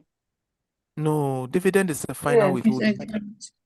You It have never, again. even if we were taxing dividend, we can't bring it here. It's supposed to be taxed separately unless it came from a foreign company. Okay? So all dividend, we tax it separately. Before you bet your dividend, but it's fine now. It doesn't come here.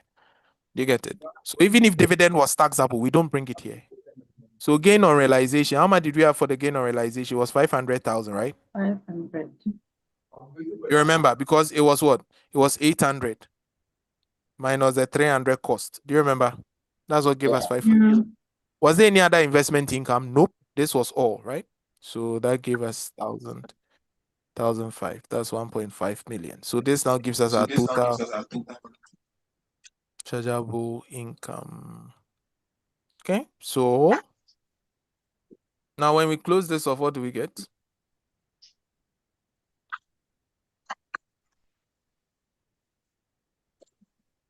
So please, so the hedging income, it won't come inside, right? There was no hedging income.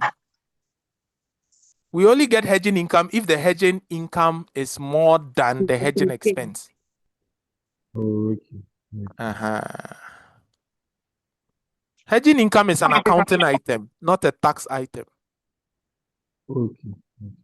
If the hedging income is more than the hedging expense, then we need a net off, and that gives us a profit. Here, it wasn't a profit, it was a loss on hedging. So the allowable loss on hedging was the 3 million we have treated. That's why we don't need any hedging income again. We have come to treat an allowable deduction for it. Do you get it? Okay. Good. So in that case, what's our tax liability now? So our tax liability will be what? That's our tax on chargeable income of how much? 35%.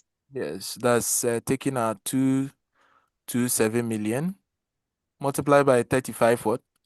Percent. And that gives us 450. Hello. 79. No, please. The total chargeable income. Yes. Adding or subtracting? It's 230 So it's million. We 230 are adding. million. Yeah, so it's 230 230 million. Forgive me, I forgot. 200 and 30 million. 30 million. okay, we are adding. Sorry. But what about the interest, the withholding We interest? are not done yet. We are now getting the way. Withholding, you come and take it from the tax. It's a tax relief. So the 230 million no, by 35%, you're saying 805,000, right? 80,500,000. 80,500,000, okay. Yeah, so that's 80,500,000, right? Yeah. Then now we less what? The The 80,000. interest withholding tax from it. And that gives us what? Our net tax liability. That's 80,420,000. 80,420,000. Okay, you are done with the question. Somebody said what happened to the what? Admin expenses is an allowable deduction. So will we allow the accounting or disregard the accounting? Admin expenses that they have done in the accounting, we will allow, meaning we won't touch it. Disallow is when we add back. Admin is a legitimate expense. Everybody incurs admin expenses, so we leave it as it is. We don't touch it. Do you get it? So Prof, this has, yes. Prof, what has become the difference? Per your book, the chargeable income is 183,800. But the 183,800. yes, please. So how come it's 183,800? Look at the treatment. Maybe I made some assumptions. Taxes assumptions. So it doesn't mean the answer. So it's the assumption I use. Maybe I used a different assumption when I was calculating then. Okay. So they'll look at the assumption to use to mark it. All right. Good.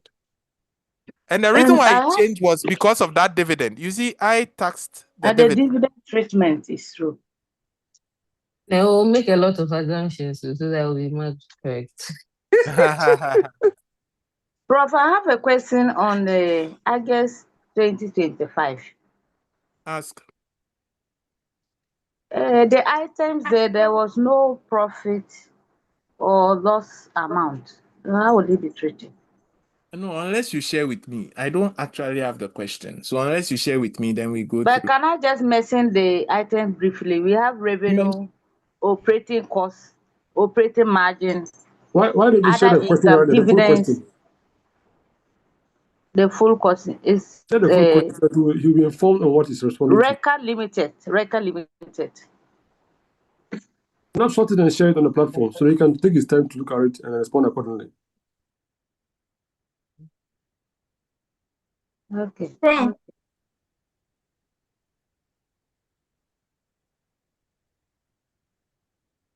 I'll do that right now.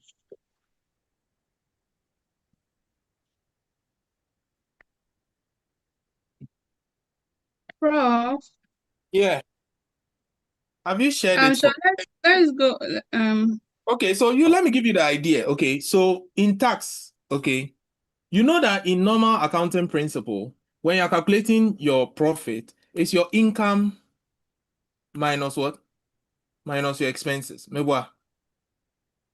True or false? Yeah. So we have two ways we also compute tax. To get a chargeable income, you have two approaches, okay, which students are not used to. One is where revenue and expenses have been given. So you just take the revenue, okay, and less only the allowable deductions. Do you get it? So there shouldn't be a profit for you to compute tax. So take your revenue and what? Compute your allowable deductions. So you just come and take your allowable deductions and now get what? Your chargeable income. And if they've given you such information, all you have to do is what? Look at the expenses and the revenue and adjust them with the footnotes. Do you get the idea? And after adjusting them with the footnotes, you come and use this format to get a chargeable income. Then you now tax it at what? At 35%. Make sense? It is only where you see profit in the question that you have to add back the profit. If you don't see profit in the question, there's no need to take profit and do add backs. You can just start with the revenue and less allowable deductions after adjusting. Okay. That's all. Makes sense? Yes. Okay. So that is it. So we can move, right? Can we move? Can we move? Yes, sir. Yes, sir. Mining computations, are you okay now? Can we move to another question or you still want another mining computation? Another mining problem. Yeah, let's move to petroleum. They said they want another mining. Okay, let's solve one other mining question, but I'll rush. Now you understand already, so I won't waste time. Do you get it? I'll just pa. Then we are gone. Do you get it? So let me try another mining question.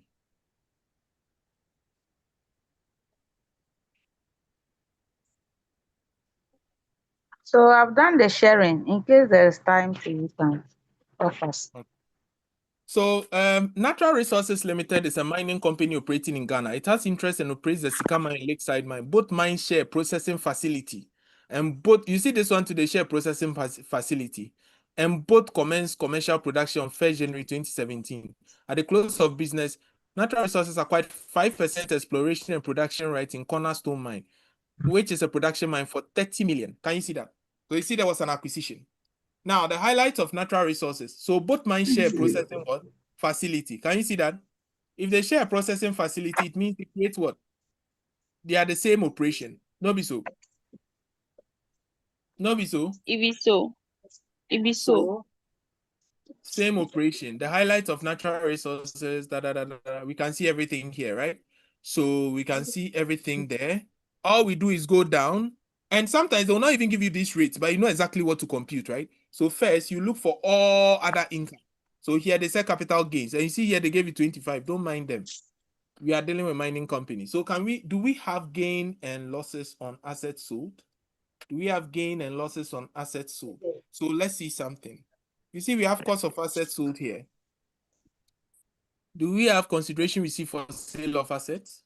So you see, I'm still following the same principle. So I say what? I go to my what? Workings. And under my workings, I say what? Gain on realization, right? Are you all following? So by now you get the strategy. So gain on realization, I had what? Consideration received. How much was the consideration received? 1 million. Okay, so consideration received was what? 1 million. Okay. So I have the 1 million. Okay. Then we less the cost. So the cost of the asset was how much? 500,000. 500,000. Now there was a gain of what? 500,000. Okay. So there's a gain on realization. Okay, good. So we have this gain on realization, right? So that's one. Now, two. What's the next in line? We go down. The next thing was interest withholding, right? Yeah. So interest withholding. That's 8%. So I'll say what? Withholding tax on what? On interest. Remember that you can take a credit for it, right? So withholding tax on interest. So we say what? The interest income was how much? Was it interest income or interest expense? It was interest income, right? And how much was it? Let's go and check.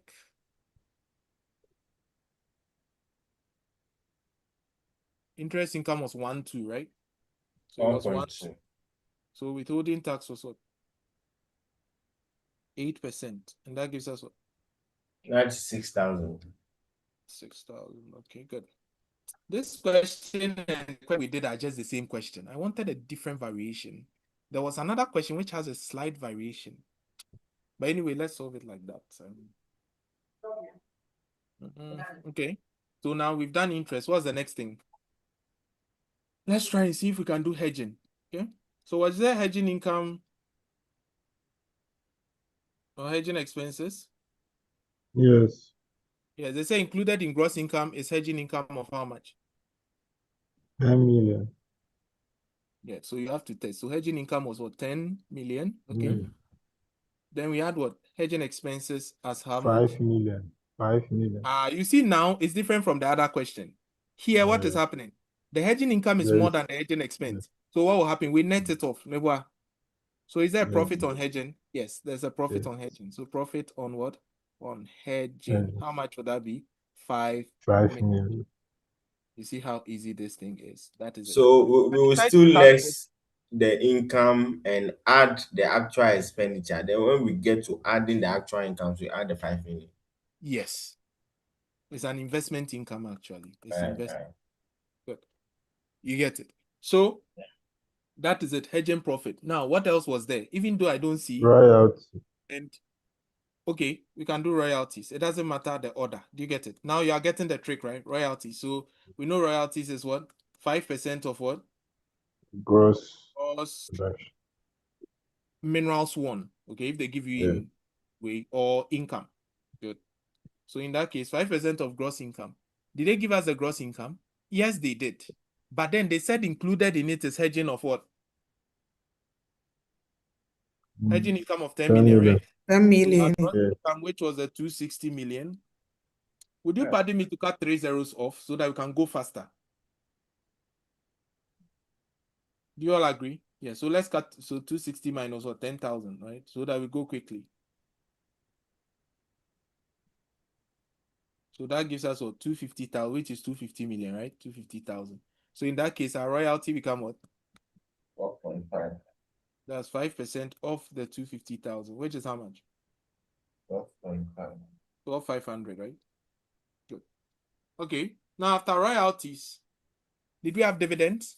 Now it says Yes. gross dividend from a resident company which it had 20% rights. So this one is it exempt or taxable? Taxable. Taxable, yes, because it's 20%. So withholding tax on what? On dividend. Dividend. So in that case, this one will be 8% on what? Five On the hundred dividend, thousand. right? Good. So that's 8% on 500. And that gives us what? We are cutting 3 zeros off. So So, 8% so of what will be the treatment of this 8% that we are counting? is that? I said, so what will be the treatment It of has the no 8% that treatment in the account. It is a final withholding tax. so it will just Rent, be an final additional tax? withholding tax. No, it's not an additional tax. It was paid before the income was remitted to you. So what treatment do you have to treat? Nipanete and Oko Chiyama GRA on your behalf. So what treatment? There's no treatment for it. You just have to disclose it. Unless the dividend given was gross. Okay, here it was gross. Yeah, this is gross. Yeah. So you will calculate the tax separately. And later it becomes an additional liability, but it never hits the account because you tax it separately. Do you get it? Okay. Is it clear? So that means the Yeah, person it's didn't true. deduct before paying you. If it was net and you don't do anything to it at all, I get it. But you disclose this were taxes that were paid. But here, because it's gross, you have additional taxes which include the tax on the gross dividend, which is the withholding tax Okay. on the dividend. Makes sense. And that's how much? 8,540, right? Yeah, Is it 40? yeah, it's 40,000. Okay. Okay, was that all? Was there any other thing we missed? That's all. I mean, so straightforward. Where do we go? Capital allowance. Capital allowance. I hope you are getting the trend now. Good. Yeah. So capital allowance. I'm not going to worry myself to say shall be put into a single pool. You know that already. So straightforward. We have reconnaissance and prospecting. Please add all the reconnaissance and prospecting for me. So capital allowance, single pool. So in the pool, we have what? Reconnaissance 110,000. and prospecting. I get it. For what? Sika mine. 2016, that was 40,000. We have reconnaissance and prospecting for Sika Mine, 2017 as 45, right? Yeah. Then we have reconnaissance and prospecting for what? Lakeside Mine, 2016, Sir, 25. And we have sir, reconnaissance and prospecting. Please, I can hear you. if you choose to let's say pull for 2016 and have a balance carry down and bring it before and then add Hey, come 7, on, so why you don't would get you any mark. Hey, no You don't get any mark. don't do that? You know why?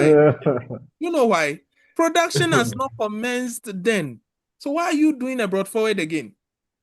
Okay, no problem. You see, you only have an accounting year if there's income and expense. If there's no income and expense, there's no accounting year. All are the same. So why would you stress? You understand? There's no mark for you. They'll even mark you down. If me, I'll mark you down. How you going to waste time like that? So please add and let's go. I hope it makes sense. One caution. If the question is in dollars, work in dollars, unless they've given you exchange rate. I said what? If the question is in dollars, work It's in in dollars. dollars, work in dollars. Unless they give you exchange rate. Or if some of the figures were Ghana CD, assume a exchange rate of 1:1. Don't be a hero. Don't go and say you assume the dollar is 15 C. Hey, chairman, who created your own question? Just assume 1:1 and work. Do you get it? If it's in dollars, work in dollars. Nigeria chromo per dollars needs in CDs, no. And if there are decimals, use decimals because GRA for emoji coins. GRA in coins. Prof. GRA for emoji coins. Omoji Asa papa. coins no be spend masikana ye bebre. That is why the in exam too, you don't ignore the decimals because we'll mark you down. The coins are also money. Yes. Yeah. So capital expenditure, right? So the capital allowance expenditure is this. So what becomes our capital allowance? That's 20%, right? So 20% of the 145,000. So that gives us 29,000. Good.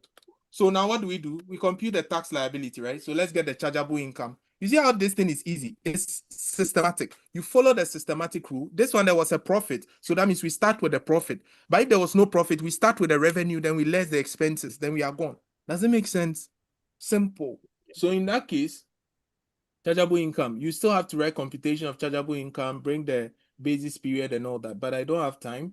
So straightforward, I would go here. Just after this question, Madam Abigail will do the Petroleum Revenue and Management Act quickly, okay, before we do our last session. Then I'll talk about petroleum, then surface rental, then some other calculation. Then tomorrow we finalize it. Somebody said, if interest expense was part of the question, or it's even easier, interest expense is an expense, it's allowable. The only thing is that you go and tax it at 8%, right? Because this one, you are rather paying the interest to somebody. So you will withhold the 8% before you pay to the person. According to Section 10, interest is an allowable expense if the debt obligation, that's the loan that was acquired, was used to acquire an asset or was used in the production of income as working capital, right? It comes from the definition of asset equals to what? Equity plus what? Liability. I get, and this liability is the debt. So if the debt was used to finance your assets, which can be broken into what? Your non-current assets and or what? Your working capital. Now, if you use that debt to finance your non-current assets and your working capital, then any interest that came from it should be allowed. But there's a loophole. What is the loophole? People saw that the law never told us where to get the interest, where to get the loan from who to get the loan from, and how much to acquire it. I get it. Because they couldn't do that, there was a loophole. That is why they brought section 31, subsection 5, and they brought section 33, and a bit of section 34 and section 99 of the Revenue Administration Act to deal with that loophole, which we call thing capitalization. And thing capitalization, usually people know of only the fixed ratio rule. That's what makes this important. And the fixed ratio rule is the 3:1 ratio. But there's also the arm's length rule, which means if you are giving loan to somebody, okay, yes, the loan is applicable, but I can decide to give you loan interest at 50%. It's not at arm's length. If banks are giving 26, I should also give something close to the 26. Otherwise, it's not at arm's length. That's the arm's length thing capitalization. There's also one at section 31, subsection 5, which is subject to regulation 15.2 of the transfer pricing regulation LI 2412.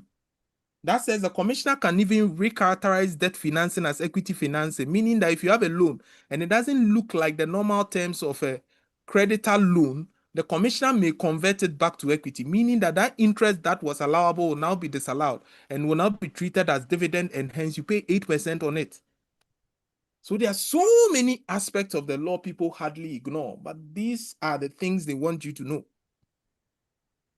So that was interest in a jiffy. So far as there's expense, you still have to withhold the 8%, but it's still allowable. Makes sense. That's tax for you.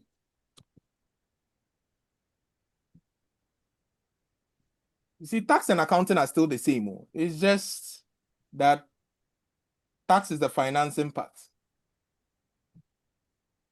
It's just a separate part of financing and accounting. So before tax can happen, there must be accounting. Never forget this. So there's always matching. Expenses are accrued, and going concern concept still applies. So it's the same. So this one, was there a profit? Yes, if there was a profit, I start with my profit before tax. And how much was profit before tax? Here too was 100,000, right? 100 million, but I'm working in thousands. Then I less what? Was there any excluded income? Was there any excluded income? Hedging income. Yes, there was. So in that case, what do? We add backward. One. Interest what? Income. Not so. Yeah. 1.2. Then we add what? Consideration received. Consideration. How much? 1 1,000. million. Then we add what? Gross dividend, right? Gross dividend, no, so 500. Then hedging income. which was 10 million. So 10,000. Also, all these things, we have to take them out. 1, 2 plus 1,000 plus 10, 500. 12,700. Yeah, 12,700, right? So 12,700. So if we take 100,000 minus 12,700, what do you get? 87,300. So that's 87,300, right? So now we add back disallowed deductions, right? So I'll now come and add back disallowed R&P. deductions. So disallowed deductions, what did we have? We had R&P. reconnaissance prospecting, right? Yeah, The R&P. total was Mine. 45,000. Also, so I've added all. Okay, Then the sure. depreciation, I add the whole depreciation back. So how much was the depreciation? It was 15 million, right? So I add back the whole 15,000. Then I have exploration and what? Honors. I had exploration and production rights of what?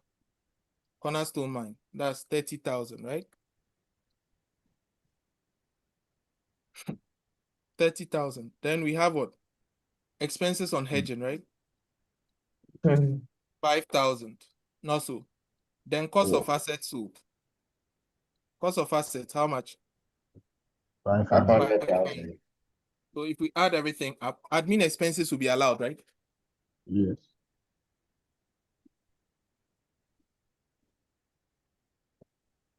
So what do you get? Sir, please, $195,500. why are we adding back the cost of assets? Because we went to treat it separately. Look, we did it separately. We went to treat it separately. Consideration received. Cost of assets, Krano, is it not a capital? Is it not a capital expenditure? If you are doing P&L, capital expenditure, should it be part of your P&L items? If you buy an asset. No. So that is why we are adding. I understand. All right.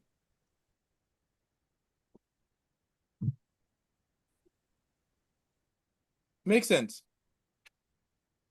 Yes. So from this point, you all understand, right? So from here, you know what to do. After we deduct all this, how much is it? 195,500. Guys, wait, 195. 500. 500. To add it back, what do we get for our assessable income?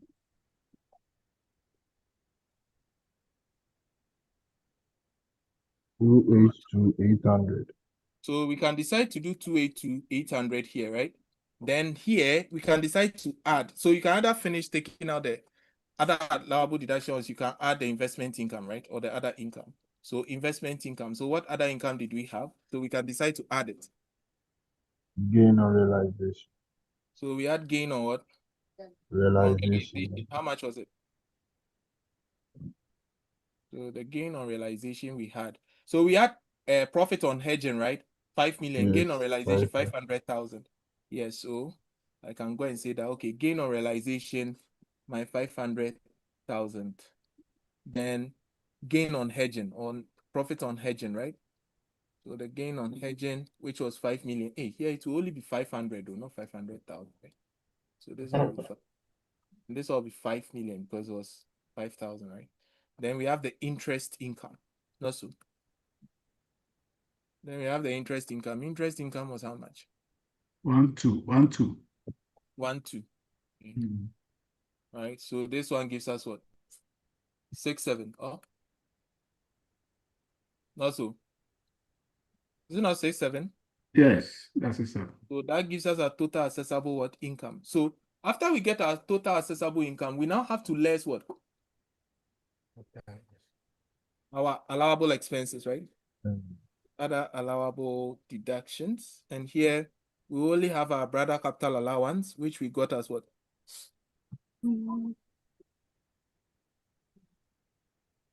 Capital allowance, which we got as what? I think it's 16 or something. How much?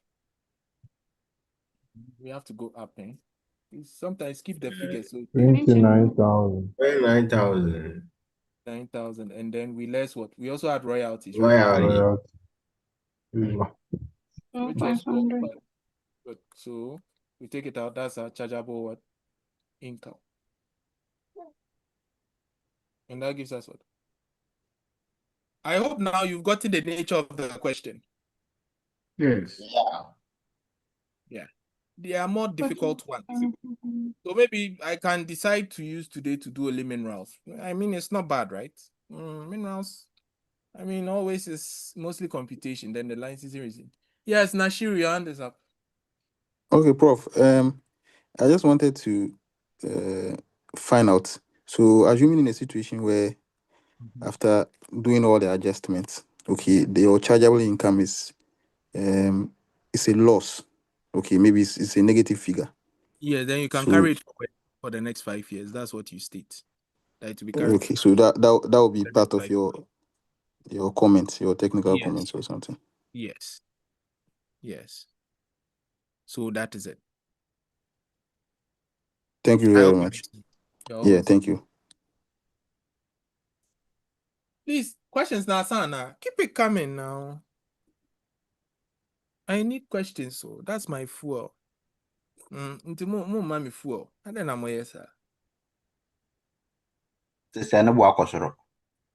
Arabe, then now sir. Let's continue. All right. So you get your chargeable income, then we get our tax at what? 35%. No be so. Then what do? We less what? Please, this is the part people forget. The interest withholding tax. Do you remember? Tax Remember. credit. Most people forget. Good. All right. Now I need a question with a twist. Hello, Prof. Yes, boss. Can there be a question with decommissioning Of fee course. or expense? Okay. Yes, there can. There can. Now, this question looks interesting. CIT stole this question from ICA. Can you please take us through the process if there is any? Is that? Oh, I am doing it. Don't worry. I did for you. But it's time for your Petroleum Revenue Management Act. So, Madam Abigail, are you still online? Please, because I don't want to waste your time, can you just take us through and then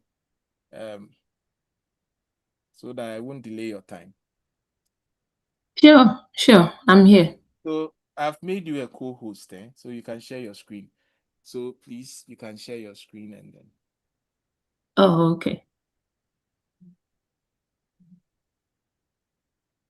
Please, are we okay? So after she's done, I'll come back with one strong mining question and then one petroleum with surface rentals and the rest. Then we close until tomorrow. Okay. So please, you can share your screen. Okay. Let me stop.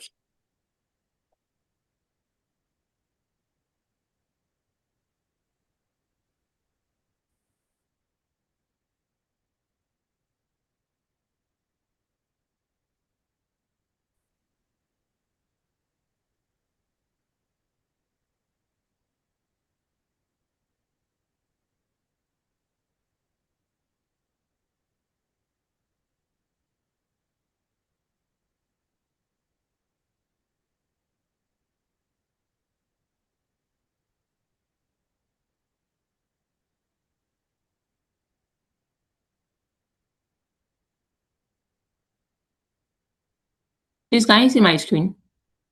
Yes, you can see. Okay.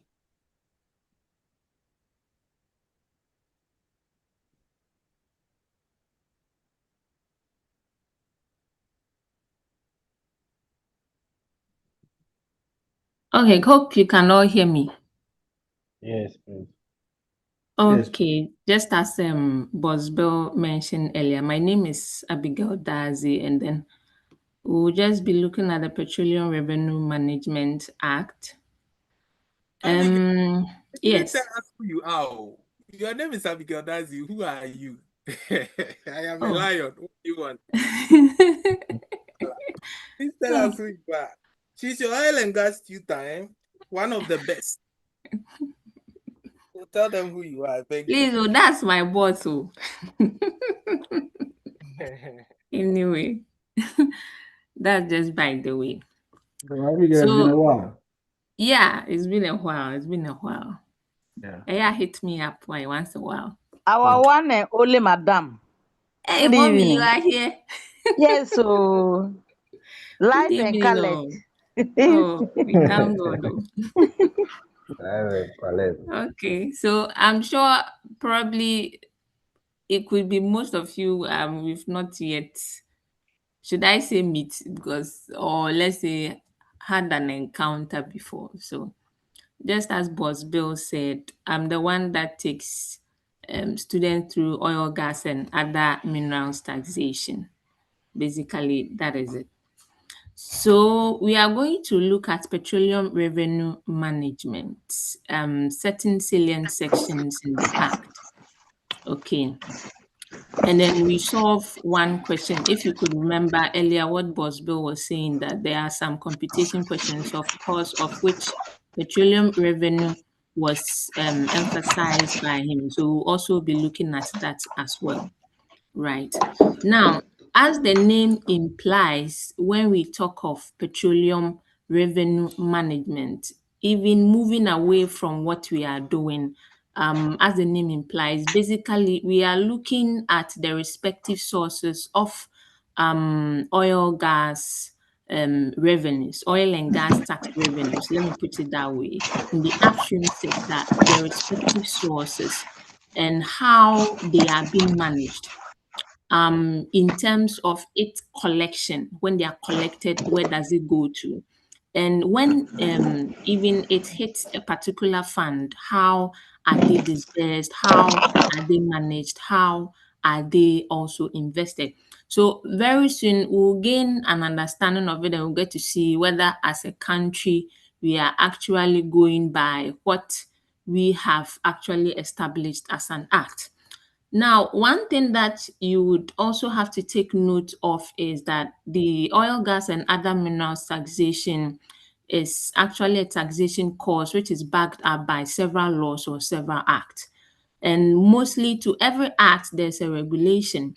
So even though we are looking at the Petroleum Revenue Management Act over here, which is Act 815, and it came on board in the year 2011, we also have its regulations, like the way what we've been doing with Boss Bill. We have the Income Tax Act, we have the LI 2244, which is the income tax regulation as well. So basically, the regulations throw more light on the act. So if you are reading a particular provision in an act, you might want to check if there's a regulation in case you need more or further understanding to read it to be able to gain more understanding. So now coming back to the Petroleum Revenue Management Act, when you take a look at the sections in the Act, first of all, we have the preliminary matters. This basically gives an intro about petroleum revenue management, the respective fund that is actually supposed to be responsible for the collection of the respective revenues. Then it delves into the receipts, that is the oil and gas tax revenues or the receipts that are actually flowing into the fund. And like I said earlier, we are looking at the Petroleum Revenue Management Act. So of course, we need to take a look at it holistically. So where it gets collected, it hits the fund, it will definitely need to be allocated and then disbursed. And then further on, it can be what? Managed or invested. And even moving further, it can also be withdrawn as well. And there are so many funds that are actually more or less marked for such purposes. One thing that you also need to take note of is that each fund has its own purpose, and it could also have its prohibitions. It has its own purpose, and then it could also have its prohibitions. So when we go through all these, then of course there are certain regulators, there are certain players that are responsible for the management and then the investment of these funds. So we have the Bank of Ghana, we have the minister, we also have certain committees, the Investment Advisory Committee, we have, the Public Interest Accountability Committee. So that is the IAC and then what? The PIAC. So basically, one thing you also need to take note of is that when it comes to the oil and gas paper, in as much as we are learning, you also need to take note of certain regulatory bodies, certain key players. You need to know who they are, their objectives, their functions, certain compositions. Very, very key when it comes to the oil and gas paper. So now let's just delve into the Petroleum Revenue Management. As we've gone through the Act, we just look at it briefly, and then we take a question so that you can continue with Boss Bill. So as I said, let's take a look at the flow. Let's take a look at the flow. So first of all, you need to take a look at when the funds are actually collected, where it's actually hit. So that is where we have the, how do you call it? The PHF, the Petroleum Holding Fund, the Petroleum Holding Fund, right? So it's actually a fund that is responsible for the collection of all oil and gas tax revenues, of all oil and gas tax revenues.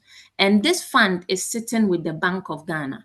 So it is a public fund that is designated for the collection of only oil and gas tax revenues.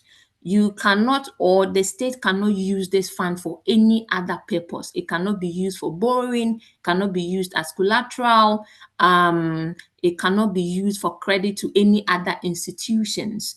So as we were doing the minerals exams, right, in the same way in the petroleum, I mean, what we're going through with Bosbo, in the petroleum too, we also have oil and gas tax revenues. So we can have royalty, surface rental, additional oil entitlement, carried interest, participating interest as well. So, and then the likes, all these revenues hit the Petroleum Holding Fund. But one thing that I would want you to take note of is that when it comes to the Petroleum Holding Fund, with the likes of carried interest and participating interest, please, I hope we are following. Are you with me? Yes, madam. Yes, madam. madam. Oh, Yes, okay. please.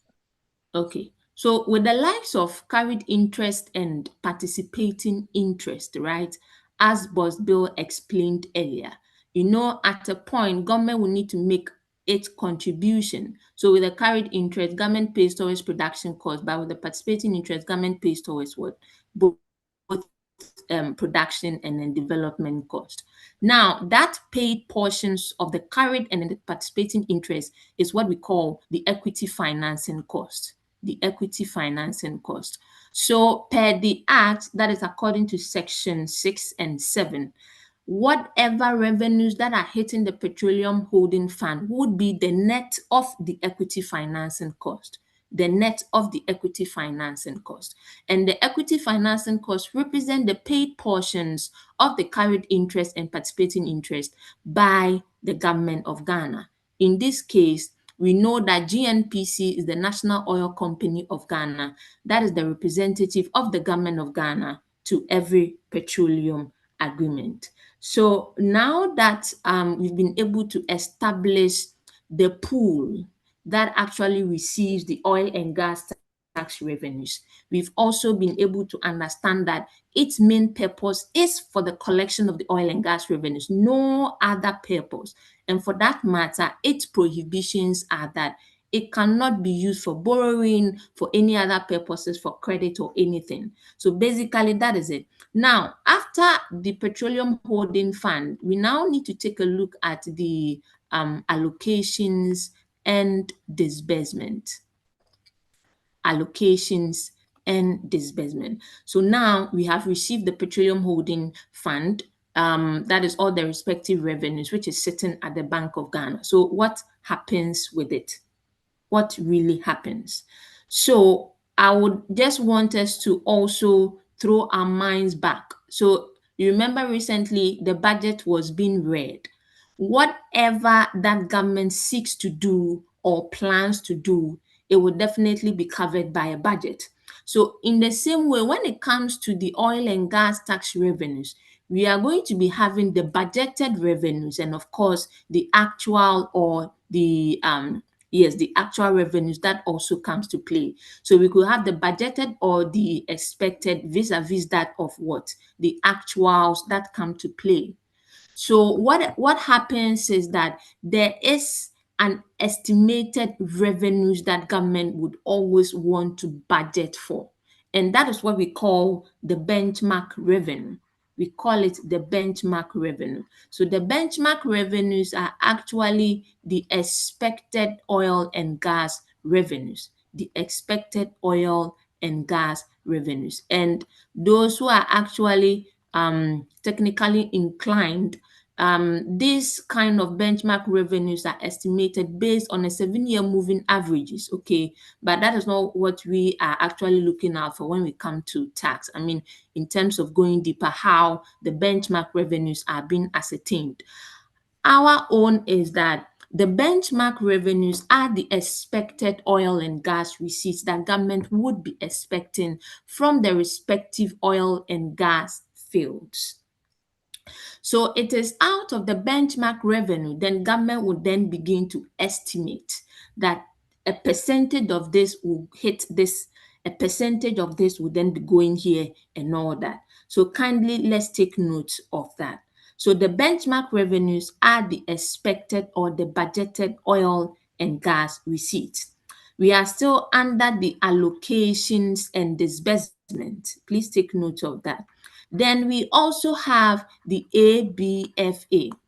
So the ABFA is called the annual budget funding amount, right?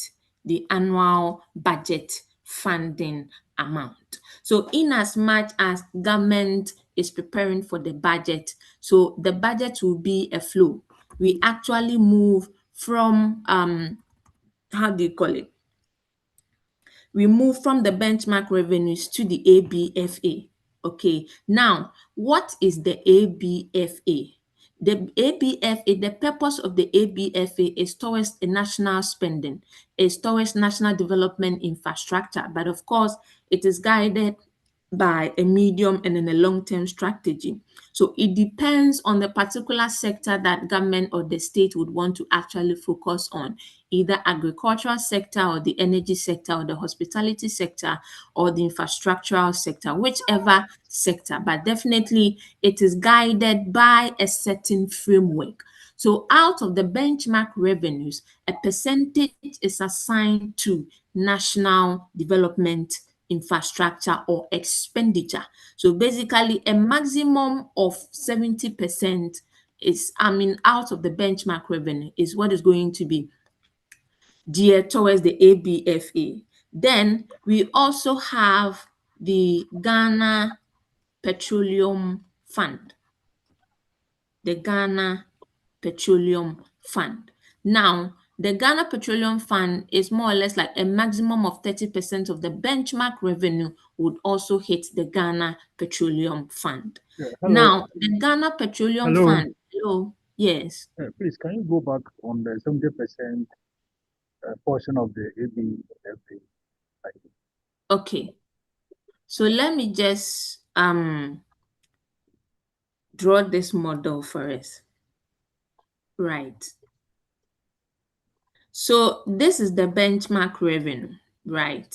Now, out of the benchmark revenue, we have the ABFA, of which a maximum of 70% of the benchmark revenue is transferred to the annual budget funding amount. Now, what is the purpose of the ABFA?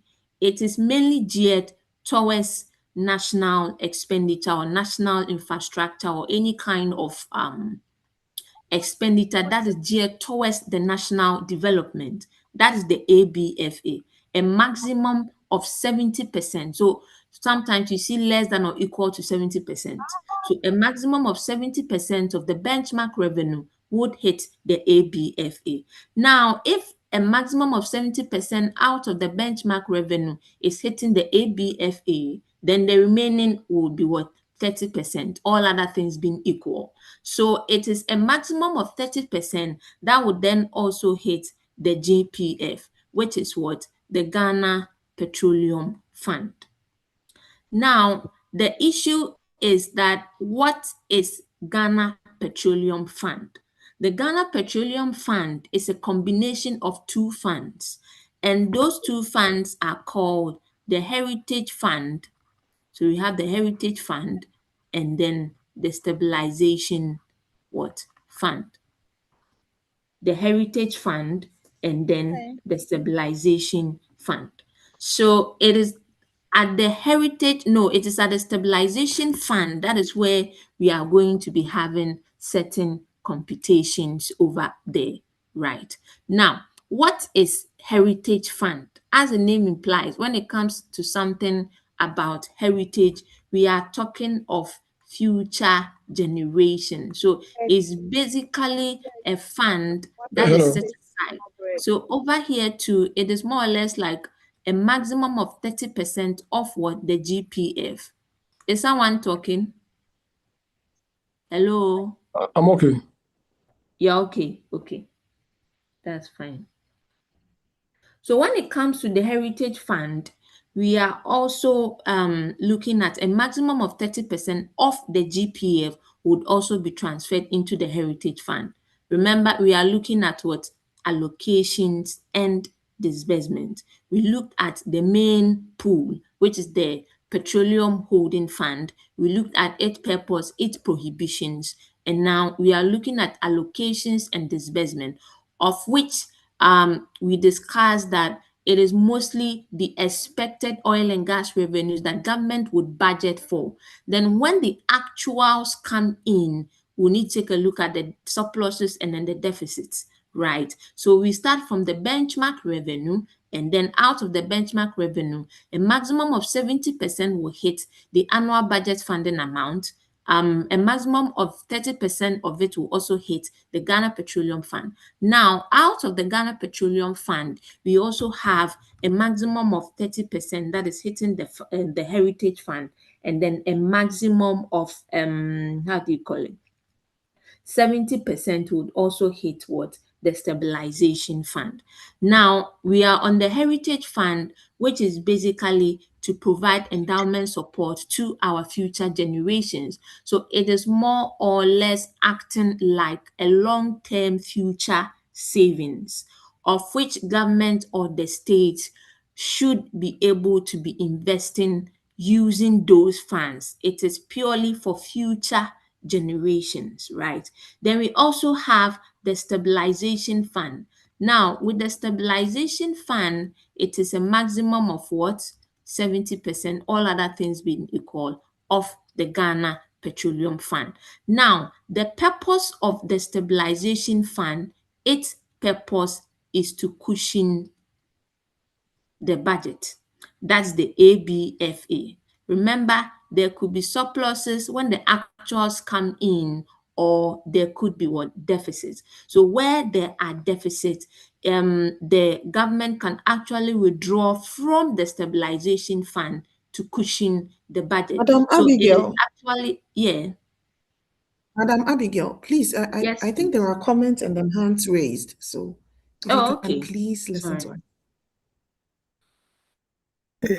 Yes. Hello, Madam Abigail. Yeah. Hello. Hello.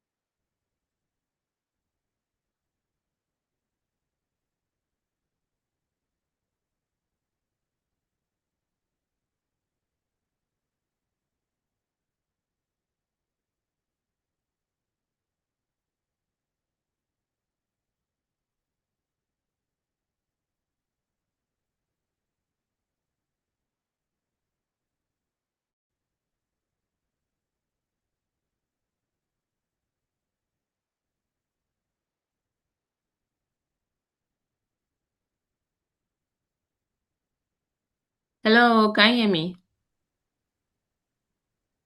Yes, we can hear you. Hello. Yes, please. Yeah, I Yes. think I Yes, mistakenly please. pressed on the close button. Bosbo, are you there? So that you can enable me share my screen.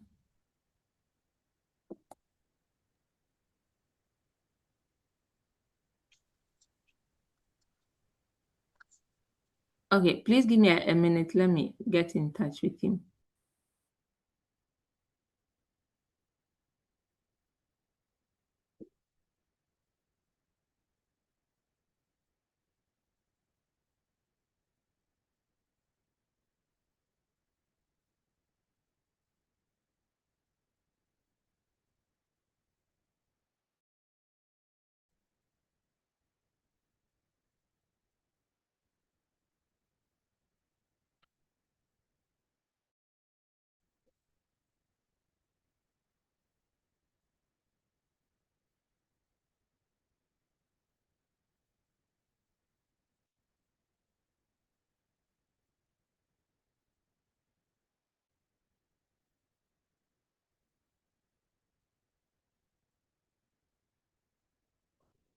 Okay, so as we wait for Boss Bill, I think Mr. Austin, your hands are raised. If you could.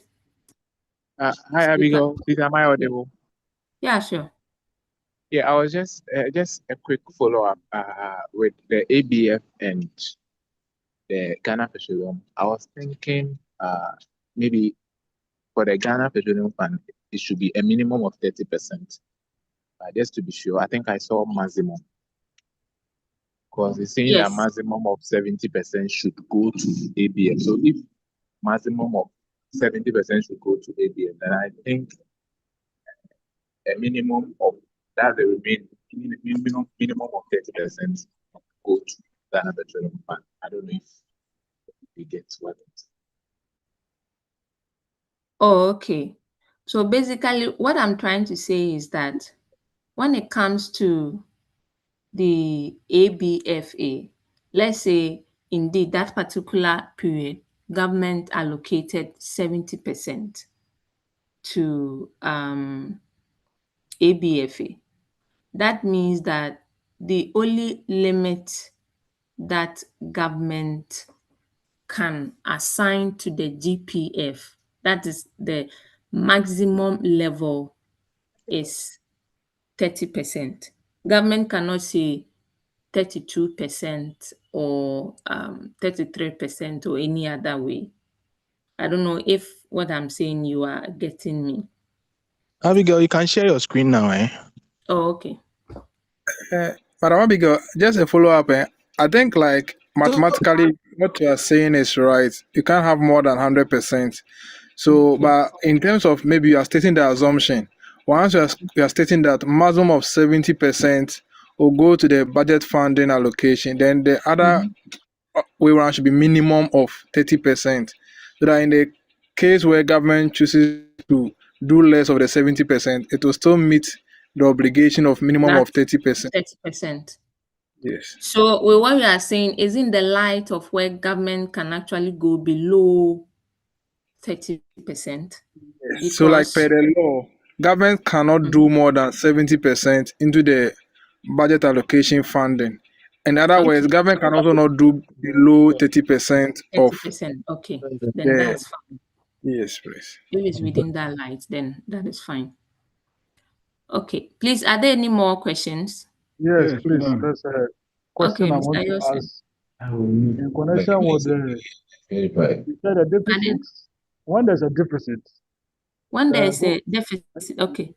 the government use the stabilization fund to cushion the budget. Yes, please. I want to find out where is the deficit coming from, and don't you have a rent fencing in the petroleum fund that you can't move deficit from one place to another? If it's a ring fencing, I'm not really getting ring fencing in terms of, I mean, because preventing moving deficit to other funds. Oh yes, that is how come the main purpose of the stabilization fund is in an instance where there's a deficit, they can move. But all the other funds, that thing cannot be done, right? So very soon we'll be looking at a question which will be able to satisfy how the withdrawal can be done when it comes to stabilization fund. So, Please, Madam are you Abigail, getting? Yes. so Madam Abigail, I'm thinking he's asking how the deficit can occur, and then it could be the prices, the volatility of Okay, the crude oil prices. sure. That could, There yeah. could be drop in the actual prices and leading to a drop in the revenues. So, like I said, government will budget for it based on a 7-year moving average. So when actuals come in, that is when you can see, oh, okay, there's a deficit, there's a surplus, then you can take it from there. Mr. Yosin, are you okay? Yes, it's okay. Okay. So when there is a surplus, what happens then? So when there's a surplus, it goes through the same pattern. It will pass through ABFA, that is 70%, GPF, minimum of the 30%. So it will go through that same pattern because there's a surplus. So it will still need to be distributed in accordance with the model pattern. But when there's a deficit, then it means that not much can actually move through the model. So of course, it also means that the ABFA would have fallen short. And because of that, there will need to be a withdrawal from the stabilization fund. So it is more or less like the heritage fund and the stabilization fund. We can see it as more or less like a storage tank, but then it has its own purpose. So the heritage fund is purely towards the future generations, more or less like an endowment support. But the stabilization fund exists just in case there is a deficit, then we can actually be able to what? Be able to cover up. Please, are you getting it? Yes, please, we can proceed. Yes. Okay. Madam There's Abigail, another hand up. Yes. can we be giving variables to compute the benchmark revenue? For our CIT exams, Yeah. well, the best scenario will be, let's say, giving the figures and then you just add them up because they are all the expected revenues. Let me just open it in the regulation. Okay, there's actually an amendment, but I think I didn't open that one. So let's see if it's in the first schedule.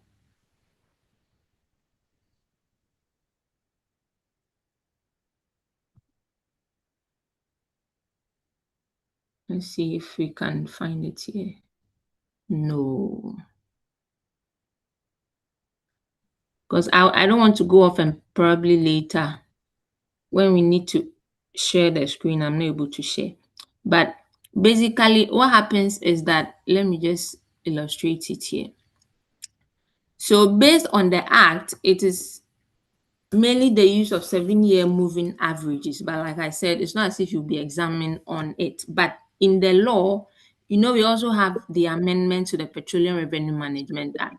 So basically the benchmark revenue. So here we can have expected, let's say, royalties, right?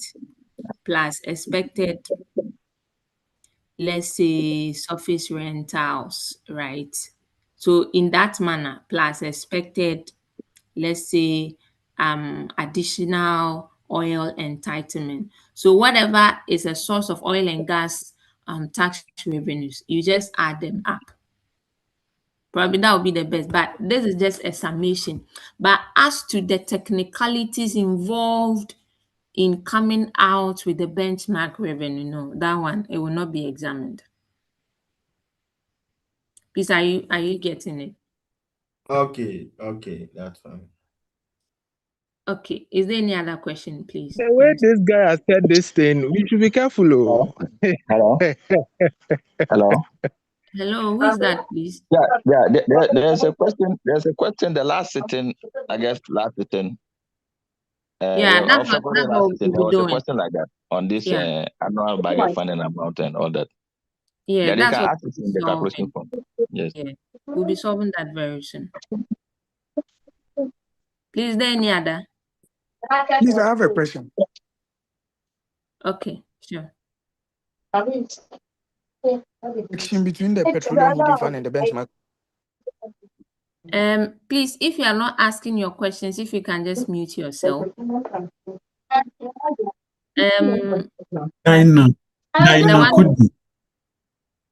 The one who just asked the question, can you come again? Please, can you hear? Wow. Who is that? Yeah, Okay. Please, I can hear you. Please, I want to know if there is any connection between the petroleum and the Between the petroleum holding the benchmark revenue. Petroleum Holding Fund and the benchmark revenue. Is that what you're asking, please? Yes, please. If there's a connection. Okay. Yes. So the Petroleum Holding Fund is responsible for the collection of the actual oil and gas revenues. Then the benchmark revenues are the budgeted oil and gas revenues. So the flow is there. Once the actuals come in, it will hit the Petroleum Holding Fund, and then it will be distributed, the ABFA, the GPF. Then also when there is a budgeted revenue, it would also flow through the ABFA, the GPF, and the likes. Please, are you okay? Yes, please. Thank you. Welcome. Are there any more questions, please? So, Madam Abigail, I think, I don't know, maybe I stand to be corrected, but when the Petroleum Holding Fund receives the revenue from the sector, there's a disbursement to the GNPC. And then from there, that is when the difference then is budgeted for this disbursement towards the flow that you have just shown. I don't know if I'm right in saying so. So the disbursement to GNPC would actually be looking at disbursement. So probably when we get there, then we also take a look at it, right? But of course, because GNPC will be funded about not less than 55% of it, so it should not exceed. But the equity financing cost cannot go to the PHF. So that means that the equity financing cost will also be sitting with GNPC. Please, are you getting it? Yes, please. Please, no, I didn't get it. Is that supposed to mean that the allocation is different from disbursement? Yes, please. What we are doing is allocation. So the allocation is which fund does it go into, and the disbursement is which fund does it go out of. So for instance, when it comes to which scenario can I use? Please wait a minute. Let me come back.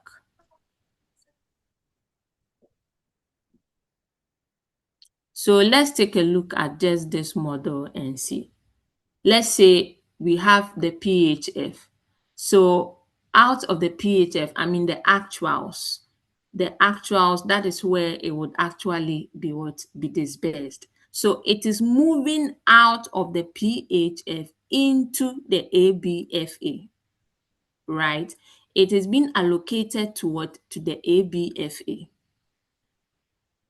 Then when it comes to the disbursement, when it goes into the ABFA, what is it being used for? Right? So allocated, we are receiving it. Disbursement, it is actually what? Moving out. So it depends on how you would actually want to take a look at it. Because one can also say that, okay, even though it's actually going into the ABFA, it's being allocated to the ABFA.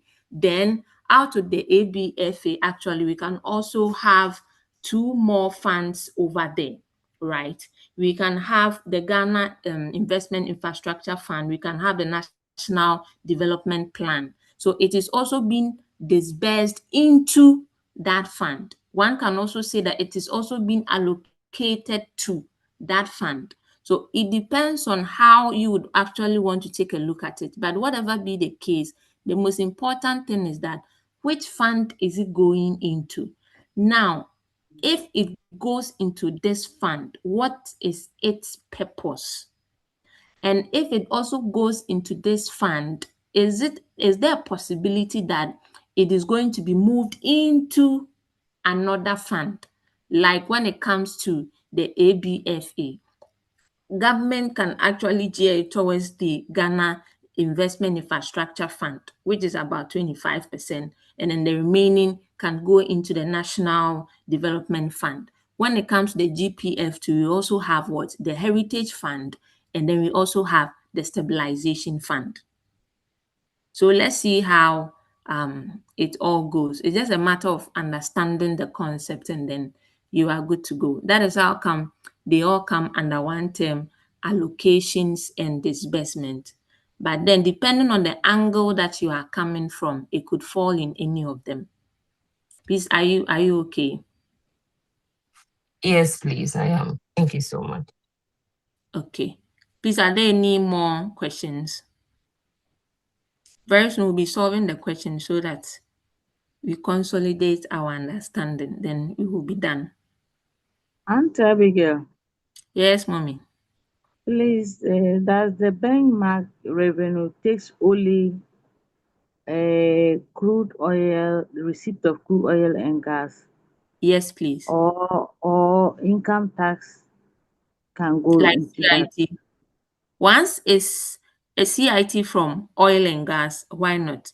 Because it's the accumulation of oil and gas tax revenues. Okay. Yes. When you check the Petroleum Revenue Management Amendment, it's over there. But I don't want to go off, and then later when I need to come in, I'll be having issues. Otherwise, I would have said it. It's purely oil and gas tax revenues. Okay. Okay. Please, are there any more questions?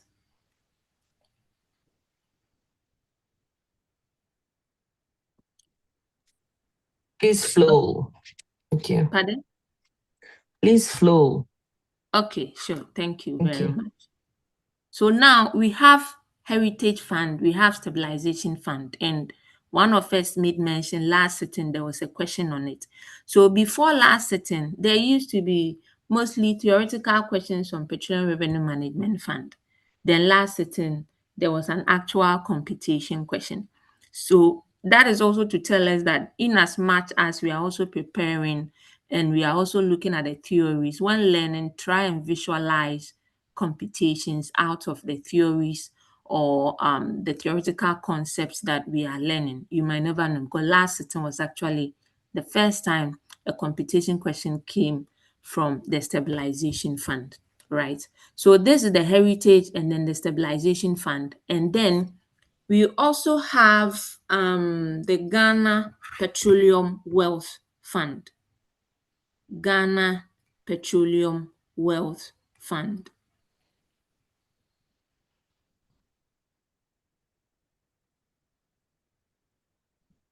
Now, with this fund, the Act says that within a year that the petroleum reserves are being depleted, I believe when I say reserves are being depleted, we understand, the stabilization fund and then the heritage fund would be lumped together as one, called Ghana Petroleum Wealth Fund, within a year that the petroleum reserves have been depleted. So let's say there are particular oil fields that the oil and gas deposits are no longer flowing. That is, they are depleted, like the way an asset, it can be wearing out. So in oil and gas, so the fields, we can call it depletion.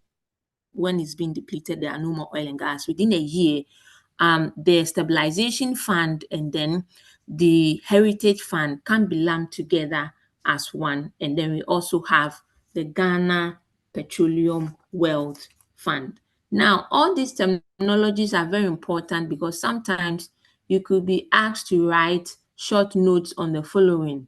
Then the examiner will begin to list them. And I always say to my students that when you see short notes, it doesn't mean write 1 line, 2 lines, okay? It basically means that all the relevant facts pertaining to that theoretical concept or that terminology, you need to write on it. So even if there are 5 relevant facts, kindly write on them. It's very, very important. Very, very, very important. So after all these things are done, all these processes that are being done, definitely there will be some surplus and deficit, and definitely there will need to be some form of reconciliations that would actually need to be done, right? So now let's look at the disbursement. So the funds can be allocated and then it can also be disbursed out of those funds. So if you could remember, one of us made mention that GNPC is actually sorted out before these disbursements are actually made. So there's an order of disbursement. There's an order of disbursement and it's actually in the Act. We call it's a provision called priority of disbursement. Priority of disbursement.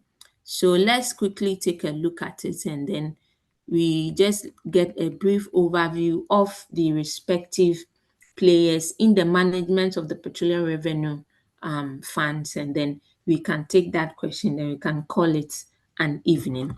So when it comes to the priority of disbursement, one thing that I want you to take note of is that we need to take a look at how GNPC is being funded. How GNPC is being funded.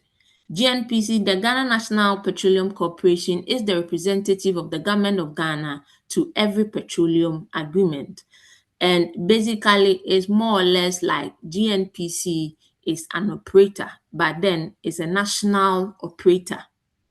GNPC is a national operator. Okay, so let's also take note of that. Now, per the Act, GNPC can actually be funded from the oil and gas tax revenues. And whatever amount, whether in cash or in the quantum of the oil, should not exceed 55%. So whatever in barrel, it could either be in barrel or in cash, should not exceed what? 55%. 55% of the net cash flow from the carried interest and the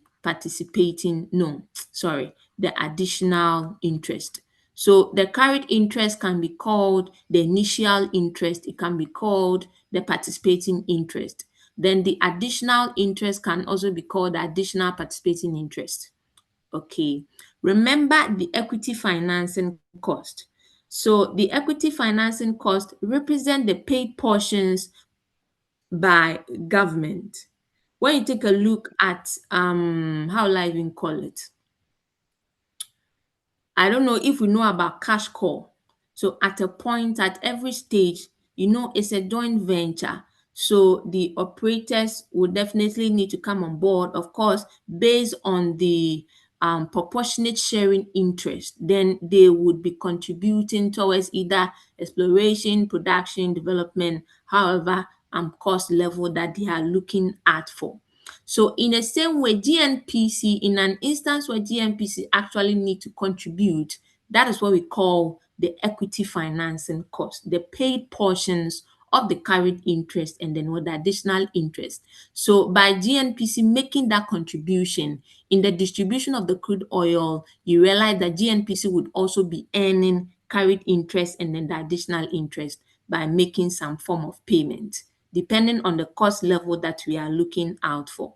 Now, in funding GNPC, the Act is saying that either in the form of barrel, because they can also be found in the form of barrel and they can actually be able to sell it, right? So even in the Act, I think Section 4 or so is captured payment with petroleum in place of cash. So that means that government can actually elect to accept payment in terms of the oil or the quantum of the oil or the gas rather than cash. So they will just have to record the dollar value on the day of receipt, and later, once they are sold, they can be able to know the CD value. So when it comes to the funding of GNPC, the barrel or the cash should not exceed 55% of the net cash flow from the carried interest and then the additional interest. So the first actor that is going to be receiving some monies from the petroleum revenues is what? GNPC. We are looking at the priority of disbursement. So after that, then we can then look at the consolidated fund. And the consolidated fund is what we call the ABFA. The consolidated fund is what we call the ABFA. It is towards what? The national budget. Then we also have the GPF, which is the Ghana Petroleum Fund. And then the last but not the least, government can actually disburse the funds after everything is said and done. They can actually disburse it, maybe for some exceptional payments depending on government. So all that we have discussed about, this is actually how the disbursement goes. But then when it hits the ABFA, that is the model that we looked at. Which quantum or which percentage is hitting the ABFA, and even when it hits the ABFA, which percentage or quantum is going into the Ghana Investment Infrastructure Fund, the Ghana National Development Fund, and then we also have the GPF where we saw the Stabilization Fund, and then we also looked at, how do you call it, the Heritage Fund, right? Now let's look at the last session, then we can take a look at the question that came last sitting. The last section is there are some players or actors in the management of the petroleum revenue. So when you take a look at the Petroleum Revenue Management Act, over here, it takes a look at, okay, this is the second schedule. No. Let me see if what I was talking about is here. It's actually been amended, yes. So you see first schedule, but like I said, the first schedule has actually been amended. Okay, so this is how the format is. I think someone asked if it's only from oil and gas, something like that, right? So it says that the benchmark revenue equals expected current receipt from oil, expected gas royalties plus expected dividends. So you realize that over here is more or less like summarized. In the amendment, it's very detailed. Okay, so you can check it out and see. Now let's come back to the players or the actors. As I mentioned earlier, we have the minister, we have Bank of Ghana, we have two committees, that is the PIAC, and then we also have the IAC. I'm just giving a brief overview, okay, so that, but basically when it comes to such areas, you may want to take a look at it in terms of their objectives, their functions, if it's a committee, their compositions. Very, very important. Very, very important. So when you talk about the minister, basically when it comes to the petroleum revenue management, the minister will develop policies in relating to the management of the petroleum revenues and also enter into some agreement, especially with Bank of Ghana. Because with the petroleum revenue management, the Bank of Ghana is basically responsible for the day-to-day operational management of the Petroleum Holding Fund. Remember, the Petroleum Holding Fund is actually sitting with the Bank of Ghana. So definitely they will have an oversight of it. So when you take a look at this section, please, I hope you can all see my screen. Can you see? Hello? Are you with me? We cannot see the act you are sharing. Oh, really? Why? Okay. It's your writing board we can see now. the writing board there. Okay. So can you see or still? Still on my side. Oh, then it means It's not showing. okay.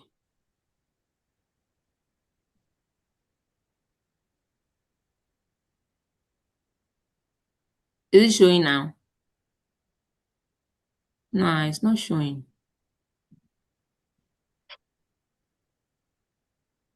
I can see your screen. You can see the act. Oh, no. Okay. Let me share again. I just hope, yeah, I can share.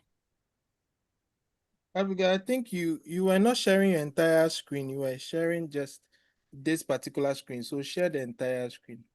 Okay. Or that particular window. Let me see.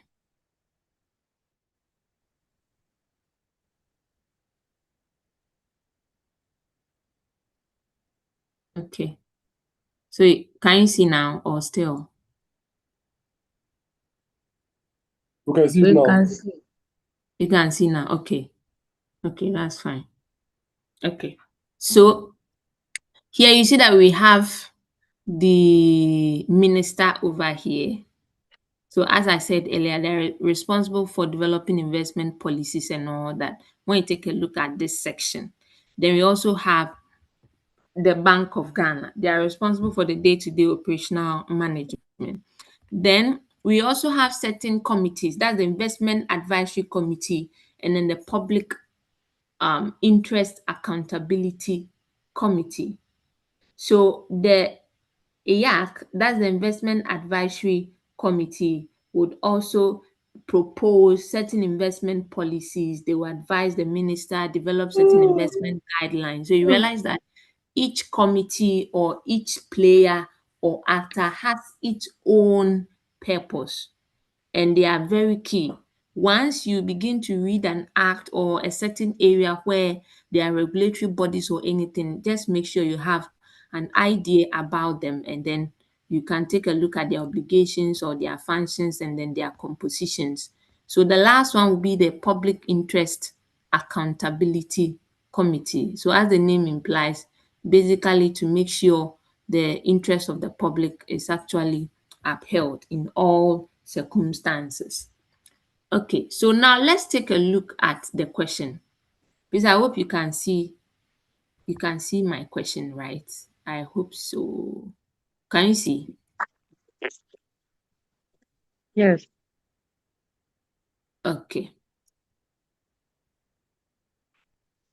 Okay, so even the disbursement that we just looked at, it even came last sitting. Okay, so we are just focusing on A, and then we can call it an evening. Now, one thing that I would want us to note is that when it comes to withdrawal from the stabilization fund, there are rules. So withdrawals from stabilization fund. Rules on the withdrawal.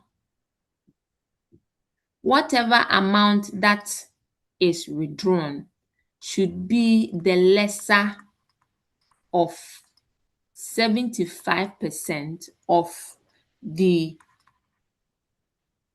shortfall in a quarter, or 25% of the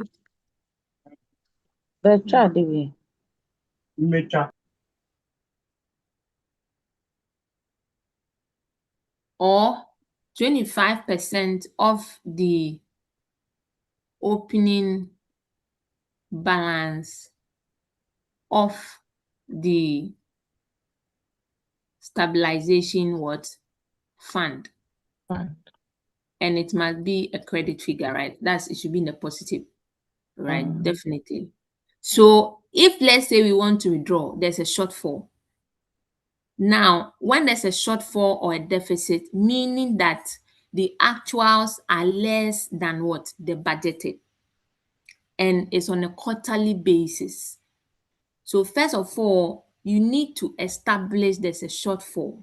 And the only way you can establish there's a shortfall is to get the difference between the quarterly budgeted and the quarterly actuals of the revenue in the ABFA or of the ABFA.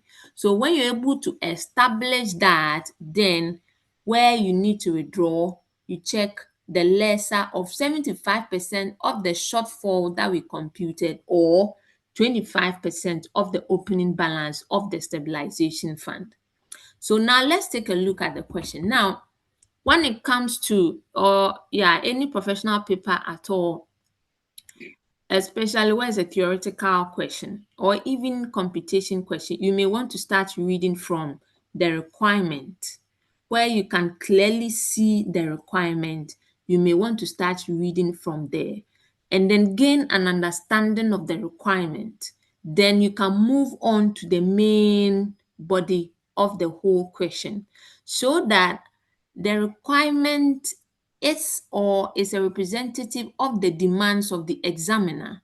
So in a way, it also narrows down your mind because some of the ingredient or the element in the main question may not necessarily be needed to satisfy a particular requirement.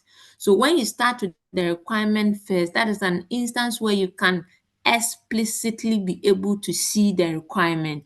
You read it, you get an understanding. Now you know that, okay, this is what the examiner wants. So as you read the main question, your mind begins to narrow down to the requirement because our main purpose during the exams is to satisfy the requirement and nothing else. So when you take a look at question 3A, it says that the requirement says compute the amount to be allocated to support the budget. Compute the amount to be allocated to support the budget. So that should tell you that there could be a deficit that we need to look out for. And then it would also tell you that we are actually going to be looking at the stabilization fund. So now the question says that the annual budget funding amount indicated by the Ministry of Finance for the 2026 fiscal year is what? 125 million. So we are in the year 2026 and the annual budget funding amount is what? Hey, I'm about to write dollars, so sorry. 125 million. Right.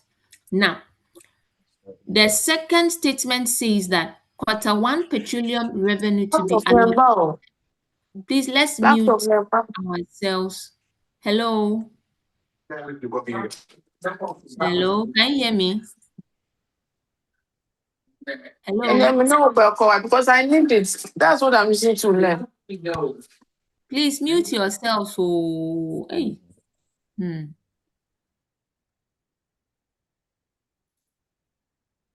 Please, can you see my two screens?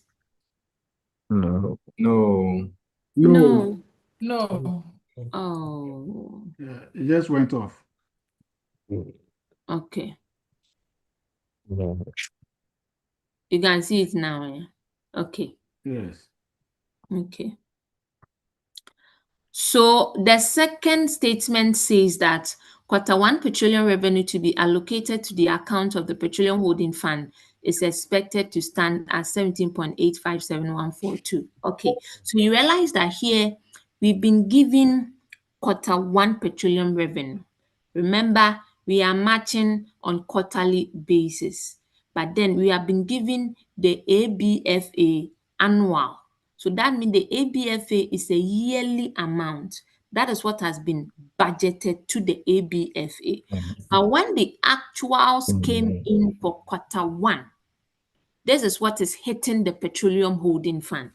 So here, the Q1 PHF, please, an examination condition, don't do abbreviations like what I'm doing, unless probably you have made some note that PHF is Petroleum Holding Fund, right? That is fine. So quarter one PHF is 17,857 142.86. This is quarter one PHF. It is not quarter one ABFA, right? Now, when you take a look at the third statement, it says that it was decided that an amount equal to 70% of the Petroleum Holding Fund shall be allocated to the annual budget funding amount. So it is now that the examiner is Please, telling us I'm not that, hearing anything. No. Oh, hello, can you hear me? Hello, Hello, madam. Yes, can you we hear can me? hear you. Yes. Okay, I heard someone saying she can't hear anything. That's why. So here it says that it was decided that an amount equal to 70% of the Petroleum Holding Fund shall be allocated to the annual budget funding amount. So remember, it hits the PHF, then a maximum of 70 will hit what? The ABFA, then the remaining will hit the GPF.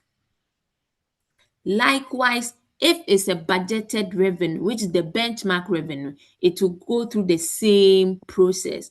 So here, if in the second statement, the examiner says quarter one petroleum revenue to be allocated to the account of the PHF, then it means that this is the actual revenue that has come in, but it is actually the one that is hitting the PHF. So we need to compute 70% of the actual to be able to get the actual what? ABFA. Okay. So we then need to compute 70%. So now let's find. So now let's say this is quarter one. I'll just do it actual. ABFA. So it is going to be 70% times. So please let's compute it and see. 1,500,000. 1,500,000. 500,000. Okay. So 1,500,000. No, So it's this is the 500,000. oh okay. Not Okay, so let me just 125. cancel this one. No, cancel 10. Okay, let me just so come back again. It's 12,500. 500, 1000. Okay, thank you. Yes. Okay, so this is the actual ABFA. Actual. Remember, there's always a budgeted and there's always what? An actual. That is where when you compare and you get a variance, it could be a budgeted, sorry, it could be a deficit or a surplus. Where there's a deficit, meaning the actuals are lesser than the budgeted, and when there's a surplus, then it's what? It's vice versa. And the comparison is on quarterly basis. Now, with this ABFA, this budgeted ABFA is an annual ABFA. But the fortunate thing is that it is earmarked towards ABFA.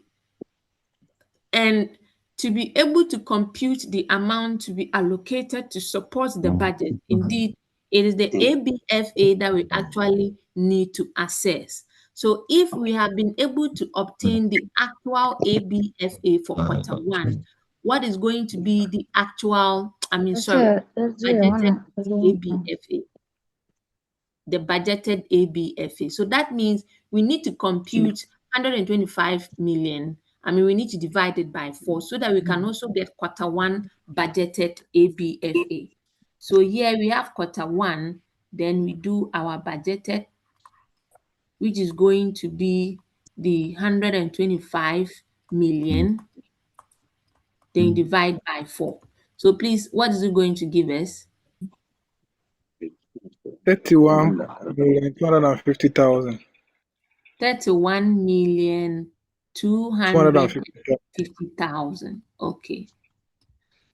So we already know that the 125 million is indeed geared towards ABFA, but then it is an annual amount. So that is how come we have divided by 4 to get the 31.250 million, right? But then the actuals, when it came into, fortunately, we also know that it is a quarterly amount, which is Q1, but then it was allocated to the Petroleum Holding Fund. Meanwhile, to compare whether there's a deficit or a surplus, we need a budgeted ABFA versus what? An actual ABFA. So since the examiner is saying that 70% was earmarked out of the PHF to the ABFA, then it means that we compute 70% of the actual, which is giving us what? 12.5 million. So by comparing actual 12.5 million to budgeted 31.25 million, is there a deficit or a surplus?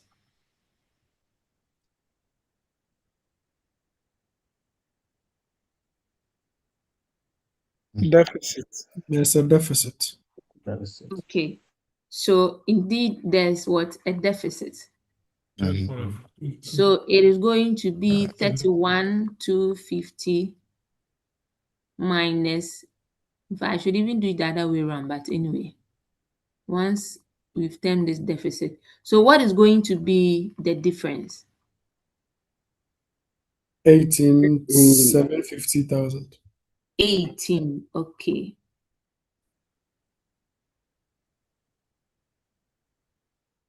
So this is the deficit. Now, let's go back to the rule. Remember, there are 2 rules to withdraw. The lesser of 75% of the shortfall in a quarter, or 25% of the opening balance of the stabilization fund. 75% of the shortfall in a quarter, right? Okay, so now that we've gotten the deficit or the shortfall, let's say this is rule 1. So we compute 75%.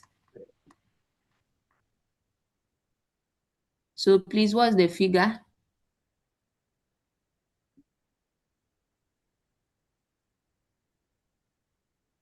$14,062,500.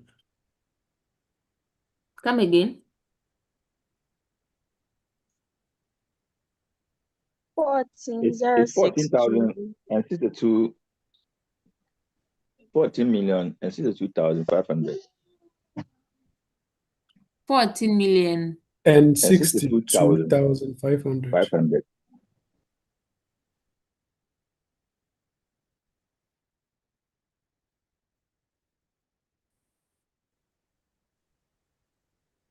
Okay. Then we also come to rule 2. Rule 2 says 25% of the opening of the stabilization fund. So now when you take a look at the last paragraph, it says that the account of Ghana Stabilization Fund stands at 110 million cedis at the end of 2025. The attention of the Minister of Finance has been drawn to the fact that you are pursuing CIT course. He has therefore requested a meeting with you to advise him on how much he can allocate. Okay, that's fine. So it's 110 million. So what's going to be the amount?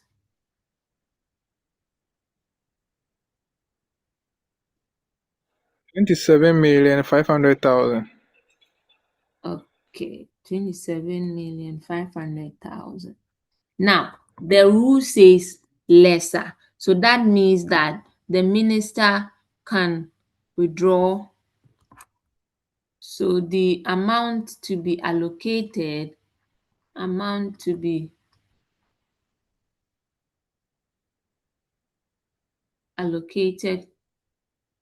to the budget is 14,062,500. Good. Now, let's take a look at, so basically that is the answer. But then let's take a look at the Act. The Act goes ahead to give more steps to take, right? In an instance where there are successive shortfalls. I hope I can be able to locate it. So here is establishment and objects of the Ghana Stabilization Fund. Okay, withdrawals from the Ghana Stabilization Fund. So this is what we just did. The allowable amount, when you take a look at section 12, subsection 2, the allowable amount to be drawn shall be the lesser of 75% of the shortfall and 5% of the balance. Okay, now let's look at subsection 3. It says that in the event of petroleum revenue shortfalls, what in the second and the third quarter, in the second and the third quarter of the same financial year, the amount to be withdrawn at the end of the third quarter from the Ghana Stabilization Fund shall be what? Double the allowable amount of the third quarter shortfall.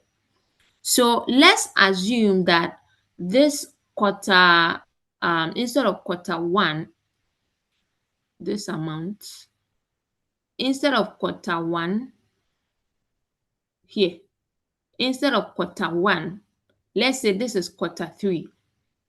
So the Act is saying that in quarter 3 that there's a shortfall, and before quarter 3, which is quarter 2, there was also a shortfall, but then there was no withdrawal. And in quarter 3, there's a shortfall. That means that whatever amount that you obtain at the end of quarter 3, you can double it, because in quarter 2, there was no withdrawal. Please, are you getting it? Hello. Yes, please. Yeah, what if quarter 2 there was a withdrawal? If quarter 2 there was a withdrawal, fair enough, you cannot double it. It's on quarterly basis, right? So if in quarter 2 there's a withdrawal, then fair enough, because the computation would be based on the quarter 2 information.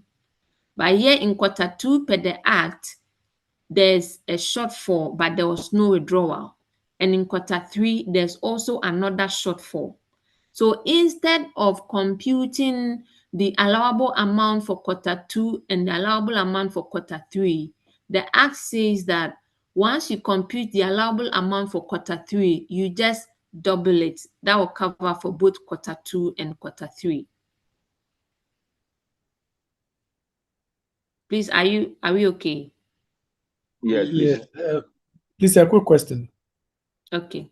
Can this also apply where, let's say, in the first quarter there was a shortfall, but there was a shortfall in quarter 1, but there was no withdrawal made from the stabilization fund, and then in quarter 2 there was another shortfall. So would that same, if let's say there's a question has that scenario, would this same apply, or there's no way in the first quarter there will be a shortfall and then there wouldn't be any withdrawal?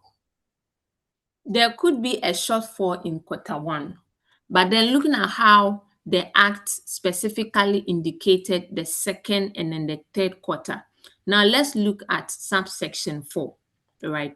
It says that if there are successive shortfalls, so that is where your scenario comes in any of the preceding quarters in the same financial year, the fourth quarter withdrawal from both the Petroleum Holding Fund and the Ghana Stabilization Fund shall be enough to meet the annual budget funding amount approved in the appropriation bill. If there are successive shortfalls in any of the preceding quarters in the same financial year, so as you are saying, quarter 1 there's a shortfall, let's say quarter 1, quarter 2, quarter 3, there's a shortfall, and they do not make any withdrawal because they are successive shortfalls and they are preceding quarters. It says that the fourth quarter withdrawal from both the Petroleum Holding Fund and the Ghana Stabilization Fund shall be enough to meet the ABFA funding amount. But remember, it flows from the Petroleum Holding Fund to the GPF to the Ghana Stabilization Fund. Hello. My So, question is, hello. Yeah. yeah, My question is, so in this case, so what is the percentage that you draw in this case? Are there's you section 4. from the petroleum holding fund and stabilization fund? The act didn't specify. It just says shall be enough. Shall be enough. But then, since the rule for the withdrawal is stipulated over here, then ideally we need to go by the withdrawal rule. Because here it says that where petroleum revenue collected in any quarter falls below 1/4, then the withdrawals may be made and it shall be the lesser of A or B. Then it comes in the event of this shortfall in the second and third, then it comes in the successive shortfalls. So over here, from my understanding, remember we are comparing budgeted with the actuals.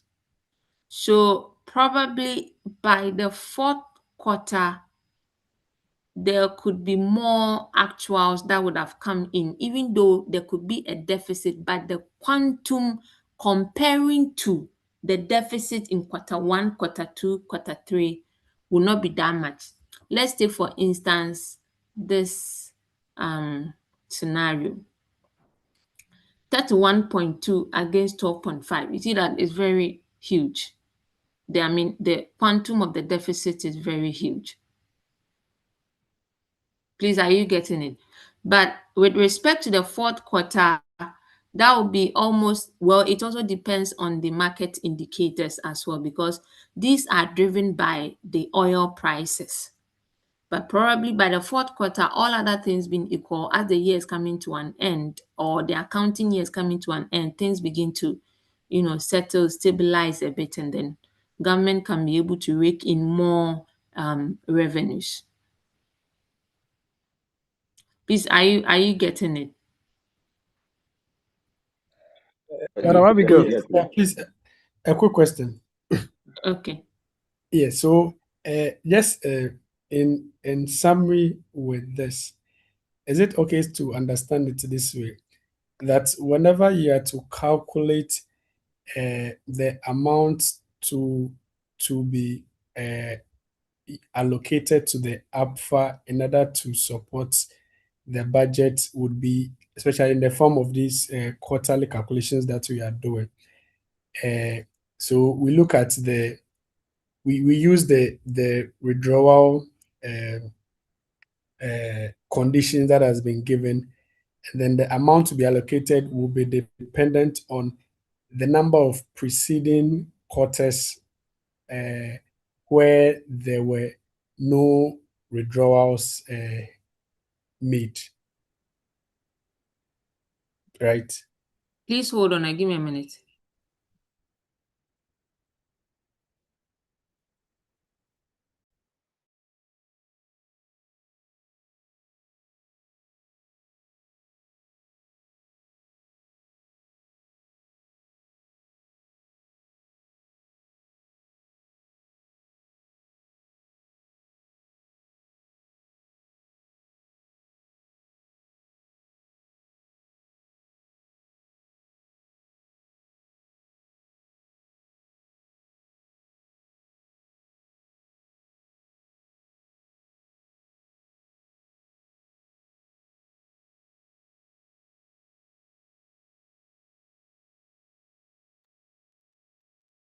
Hello, Mr. Philip. Sorry, please come again. If you can come again with the question. Yeah. Yeah, so I was just trying to summarize my understanding on answering such a question. So I was saying that depending on the number of quarters of shortfall where withdrawals were not made from the stabilization fund, is it okay to conclude that for a question like this, to know the amount to be allocated to support the APFA in case of shortfall will be based on the withdrawal criteria as the act has given us, and then also looking at the number of preceding quarters where the where there were shortfalls, but there were no withdrawals being made. And then so we multiply the answer that we get by by the total number of preceding quarters of which there were no withdrawals being made to support the alpha. Is that the case? Yes, please. Awesome. Now my second question has to do with, is it possible that we can get a question that will supposedly ask us the reason why for a particular quarter there would not be a withdrawal. There will not be a withdrawal from the stabilization fund to support the alpha. The deficit. Yes, Oh, to support the deficit. okay, the act does not explicitly indicate why, because for the act to make such a provision, meaning there's a possibility, right? But it did not explicitly indicate why indeed there's a shortfall, but the government would not want to withdraw. But all other things being equal, once there's a possibility for us to be asked why government will not withdraw, then we will need to make more research on that before we can be able to, because it's not explicitly indicated in the act as to why government will not withdraw. But let's say the examiner would want to examine students on that, then we'll need to make more research as to why indeed there's a shortfall and then the budget is not really, going in the way that we want, and then we are not withdrawing. Probably it could be that that particular year or that particular period, whatever they might want to do, maybe certain factors are not adding up, and so they would want to wait, or whatever they need to do probably is in quarters or is in stages. So specifically that particular quarter, they would not really want to withdraw. But for the act to move ahead and say that where second and let's say third, even successive or preceding quarters, there are no withdrawals, and for that matter, you can even double, then it means that as the quarters go by, government would still be needing that amount of money. But probably in that specific quarter, certain factors are not adding up.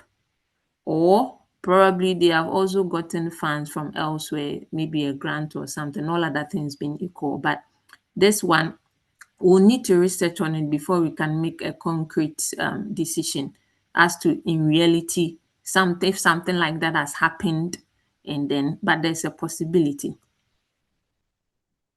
Okay, all right, thank you. Yeah. Okay. Yeah, madam. Yes. Please, which year's question did you just solve? Last sitting is what, February 2026.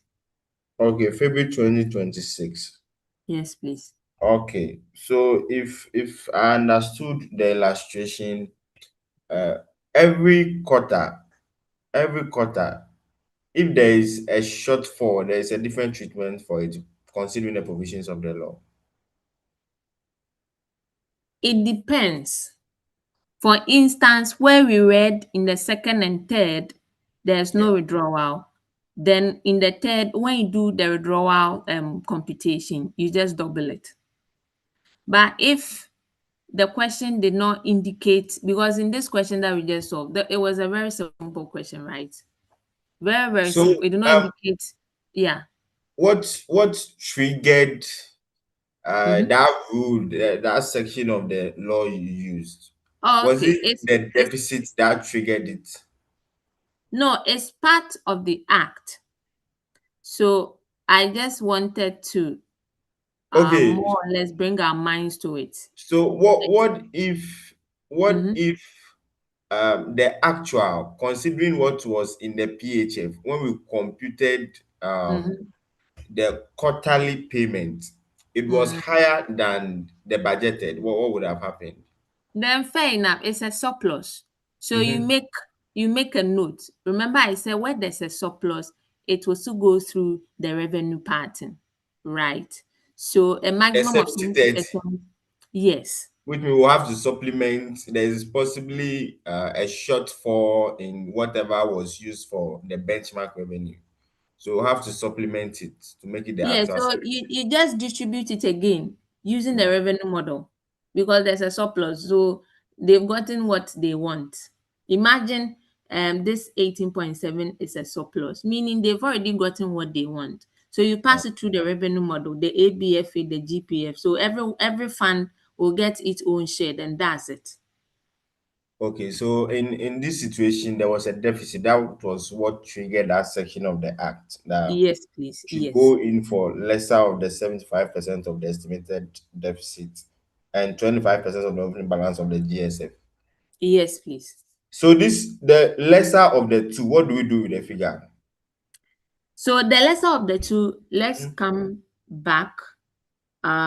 So the rule one is 75% of the shortfall that we computed. So this is the first amount, right? Then the second one, which is the rule 2, says 25% of the opening balance of the GSF. So the lesser of the two. So you pick one of it, which is the 14.625 million. So that becomes the allowable amount to be withdrawn. So that's why we wrote here amount to be allocated to the budget is this. So the lesser of the two, you pick one, the lesser amount out of the two. So we use the lesser to supplement the alpha. Yes. Okay. Thank you. Welcome. Please, is there any question?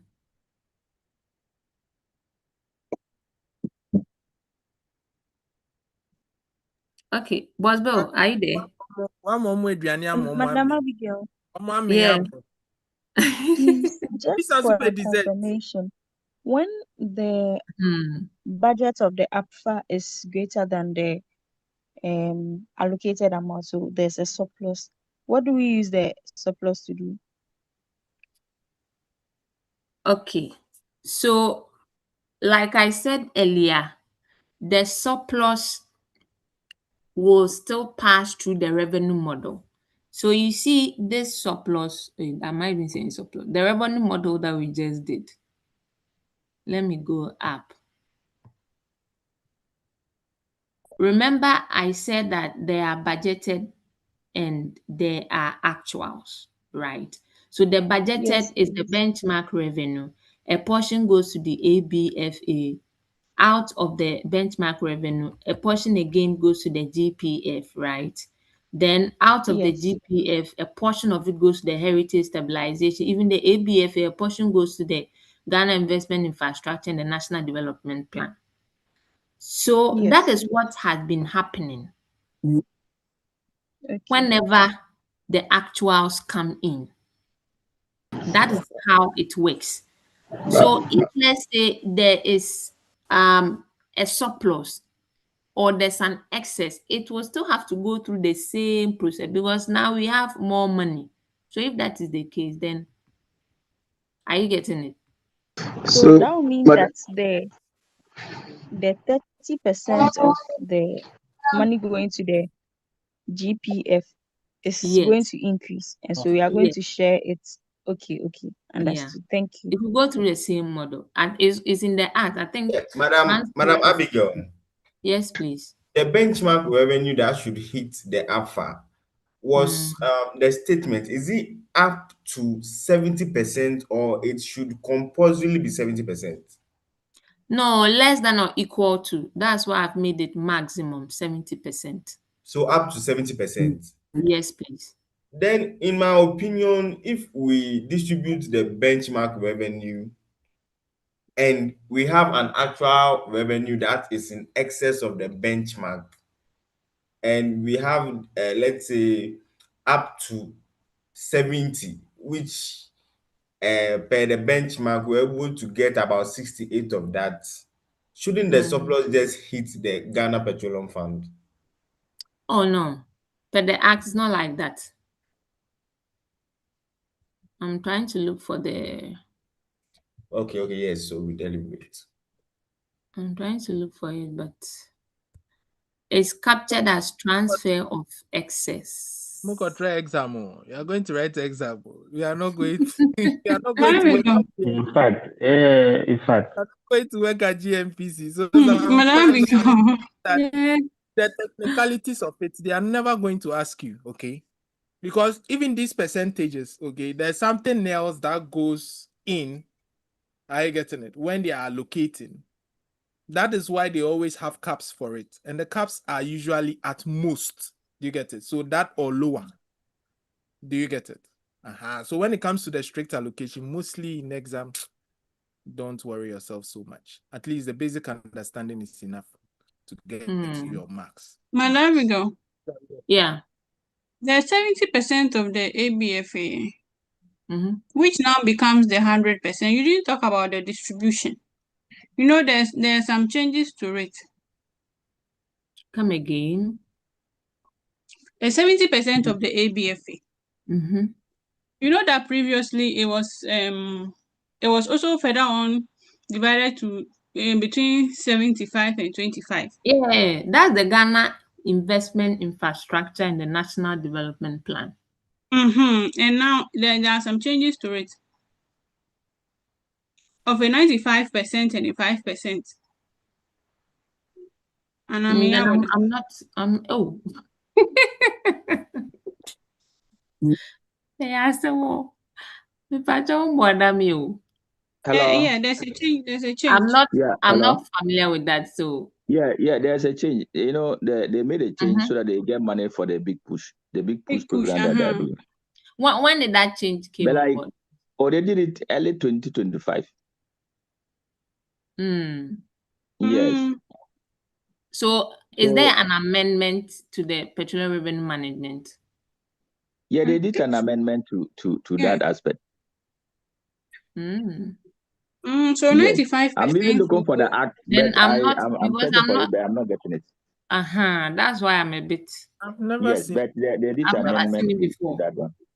So okay, then we need to reset on it. So come again so that I take note of it, please. The ABFA of the 75%, which is now high. So 95% of the 75% is for national infrastructure. Okay. Then 5% of the 70% is for district, is given to the district assembly through the district assembly common fund. Oh, okay. For infrastructure in the district. Oh, okay. You see how Rohima is talking like she's the one who wrote the law. It's serious. Okay, then please. So we need to. I've not seen such an amendment, honestly. But if something like that is there, then we need to take a look at it. Yes, before we write. it's your responsibility. It's true. It's true. Me, Abigail, you're trying exam a real. So it's on you. Listen, my lecturer didn't teach me. It's on you. We finished our exam long ago. So we beg. So I beg you, make sure you look at it. And thanks for bringing our attention to it too. So, Prof, please, I've kept it on the international page. Oh, okay. Thank you. Yampon na still more kapa. Hey, Yampon.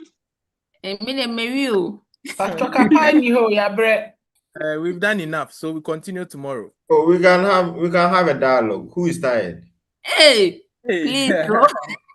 After next Not week, tired Monday, though. We are not tired. Sleep is for the week. Some of us we have to sleep. So I after think we've next done week, quite Monday, you are free. We have done quite enough. I think it's okay.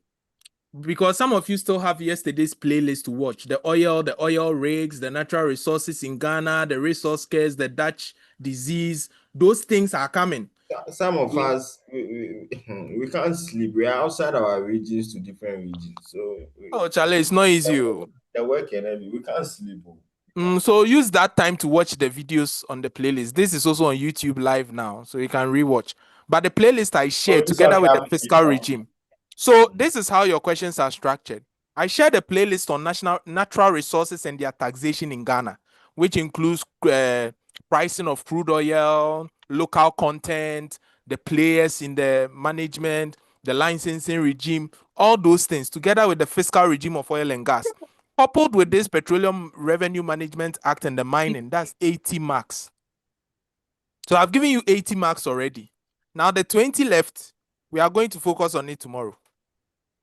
So if you really do your homework well, oil and gas, Opa Obenya 100. Me oil and gas, I knew I could get 100%. I just ignored that interest on with the withholding tax on interest credit, and I had 98%. Oh, this time, better award. I knew I could get 100 over 100. Me, I knew. So you had 98%? Yes. How they? Who Wow. they?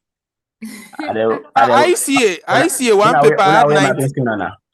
I see a one paper had 99%. Wait, Prof, Can we see your face? No, you see, I'm a strategist. I write exams for a living. You must understand. Which paper?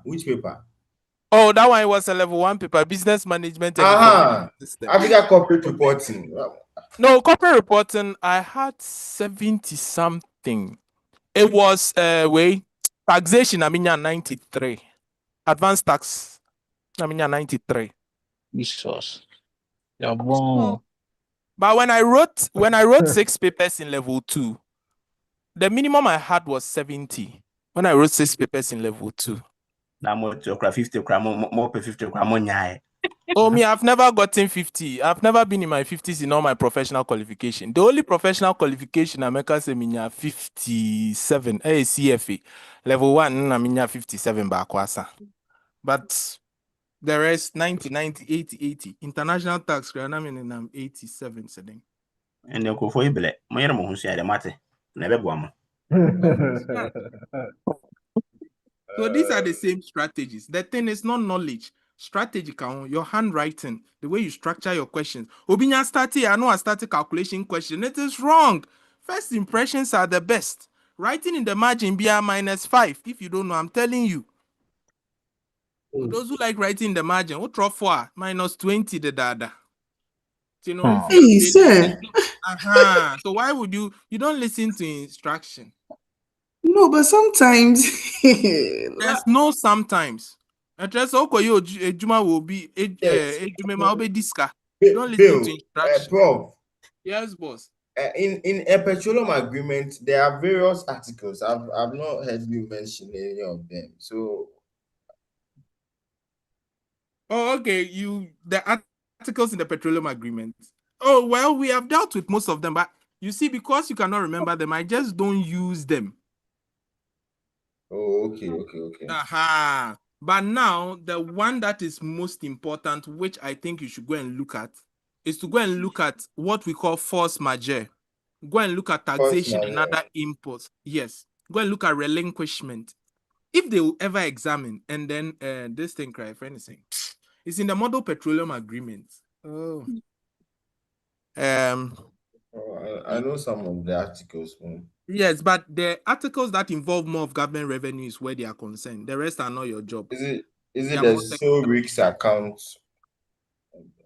Sole risk, the one that is in the this act. Bro.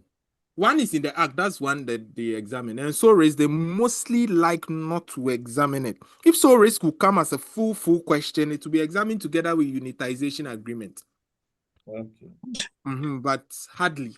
Sole risk will come. It will be a one-line item in a petroleum computation, which we'll do tomorrow. Okay. How about joint management committee? Yes, all the committees are key players in the oil and gas industry. You must know their role. The Bank of Ghana, Auditor General, the committee. Yes, the role of the subcommittees, the subcontractors, the contractors, they are key players. So all of them, you must know what they do. All right. And always that thing comes for 15 to 20 marks in place of the Petroleum Revenue Management Act. Okay. It's just that it's late. We would have walked through them, but it's late. So tomorrow. Okay, that's fine. That playlist I shared yesterday is even important to me than everything because of what is coming from there. 40 marks, you know. Together with this 40, I know that but we are yet to compute a full capital. It's possible the mining will just come as only capital allowance. It's a full capital allowance for 20 marks with machines, with drills, with prospecting license, with it's just pure capital allowance, so no income. You are just going to compute only capital allowance in mining for 20 marks. You've not seen such a question before, eh? Let me show you. I have it. I have something like that here. I can't say I have it here. Hey, Pamucho Manteshi. I said I have something like that here. You Manu have ne it phone. here. Hello? Manu ne phone here. Manu. Hello, Prof. Yes, boss. I even mentioned that if you write on the margin, you -4. I don't understand. Is it minus five? If you write the question number, there still is -5. Of course, you are not supposed to write question number in margin. Who said? Is it the vertical lines that divide the paper like this? And then audit no washegu it nagu. Listen carefully. See, all margins are not supposed to be written in. Right inside the margin. So if you write 5 times, that's 25 marks gone on. Hey. So someone will be writing information. Now, If they are marking information and they write info, you see, it ends there. Cancel it and rewrite it down there. But somebody will continue and finish the ION inside the margin. -5. We don't like cancellation, that's why. Hey, then that is the problem. Then this one has been an issue. Some of us have been writing that. People think it's the knowledge. See, your handwriting. Now, Akokrana Emake paper. You are writing Latin. He's using 4 eyes. You expect him to see? Oh, sir. No, I can't come and squint my eyes because of your small paper. Me, my trauma is I'm a real. Please, you should understand these things. And the prof, I'm of my first copy book can carry. My first copy book can write in car. Yes, I did. Because and the back for remarking though. You can go for remarking, but what I'm trying to tell you is that maximum of 5%. Organize yourself very well, okay? If you know your handwriting is very bad, just improve your legibility. You do know if your handwriting is not good, you know. A lot of people, they know. You know your handwriting is not good. How do you expect me to see? Abra Wankasa, sometimes you write and you can't see yourself. You expect me to see. Do you know that sometimes you write and later you want to do revision, you don't remember what you wrote? Then how would somebody remember for you? I really do understand the concept I'm trying to put across. No. I can't come and stress myself like that because of one paper. When I'm supposed to mark a lot of scripts to get paid more, I should come and stress myself over one paper. Oh, sir. Nah. But if you don't see, you can just dash the marks and go. You can see, dash it and go free. Why should I also dash it? What if you are wrong and moderator sees that you are wrong? And I dash your mark. And also, students can never be wrong. They don't write what they think is right. Who said? OBISA throw automatic stabilizer and fiscal policy. No, I could throw there is a stabilizer in some BMW that he used to own. Hey. Prof, the computation, are we done? Space, Prof. No. Tomorrow we are going to continue. We are going to do let me show you the computation questions. We will do computation of surface rentals, distribution of crude oil, normal petroleum computation with the computation of carried interest, all those things. Then unitization. So just like the way I took the time to do separate petroleum operations, I'll teach you all the principles of petroleum, the one in the law and mining. Then we solve full question on that. You get it? Then we solve the full capital allowance question I was saying. Okay. Then I know that at least those things you are fine. But then think capitalization may be coming. I say may. Transfer pricing methods may be coming. Leases, calculation, finance lease versus buying, borrow to buy or lease. They want to acquire an oil rig. They want to know whether they should go and buy the oil rig, or they should borrow money to go and buy the oil rig, or they should borrow money to lease the oil rig. So you are going to look at the provisions under Regulation 17 and Section 30 to do this. Then the transfer pricing, they will not ask you for the appropriate method, but they will ask you that there's been some conflict. So the commissioner didn't agree with the transfer of a plant from one petroleum operation to the other. So they are asking you how would you deal with it. So you have to talk about the 5 comparability factors and talk about the transfer pricing rules under section 31, that we should apply the arm's length principle when related parties are dealing with each other, blah, blah, blah. But I think capitalization, we'll do it tomorrow. Very, very important too. I told you, those I didn't tell you. Think capitalization, computation, 3:1 debt to equity ratio. Oil and gas. Then we do changes in ownership. Then I think we are done. But for fiscal regime, I sent you a whole playlist on the whole fiscal regime. So it's part of the work day. So you guys are fine. I mean, let's finish that and let's start international tax. All right then. I hope today wasn't a bad session. Not at all.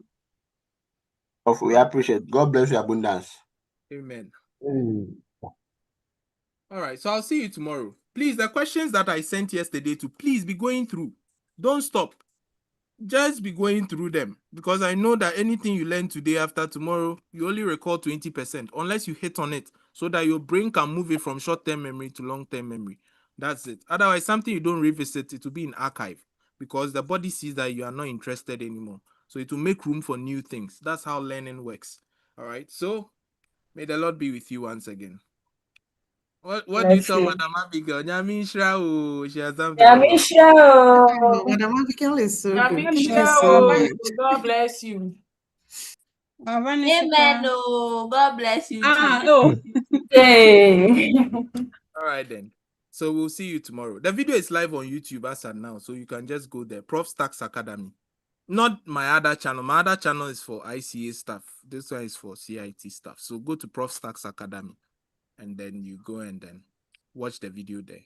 Go to live tab, you see it. Or I'll reshare the link. I think somebody even shared it on the page. So yes. But tomorrow we meet at the same time. Tomorrow we'll meet earlier. So time. People were complaining when I said 5 p.m. today. So that we can sleep small. We'll start 5 p.m. So that we'll close around 9. And we'll rest for the paper. Yeah, so that you rest. That'll be great. So we'll meet at 5, or even if it's 4, me, I don't mind. If 4 is fine. Yes, Prof. Prof, 4 is okay. Okay. So most of you are already on leave. Then let's start earlier. Yes, Prof. Tomorrow let's start in the morning. We can use the whole day. We are outside the region to work. There's no leave. The man who said is outside the region to work. Do you have a different sunlight? Do you have a different sunlight and a different moon outside the region? Oh no, but I'm working. There's nothing like leave. When I'm actually exam, I don't take leave. I understand. So two guys were fighting, and it seems they were drunkards. And one of them said, "What is in the sky is a moon." One said it's sun. One said it's moon. One said it's sun. And they saw one guy pass, and they asked him, "Say, brah, this thing up there, what is it?" He said, "Panchominti area how?"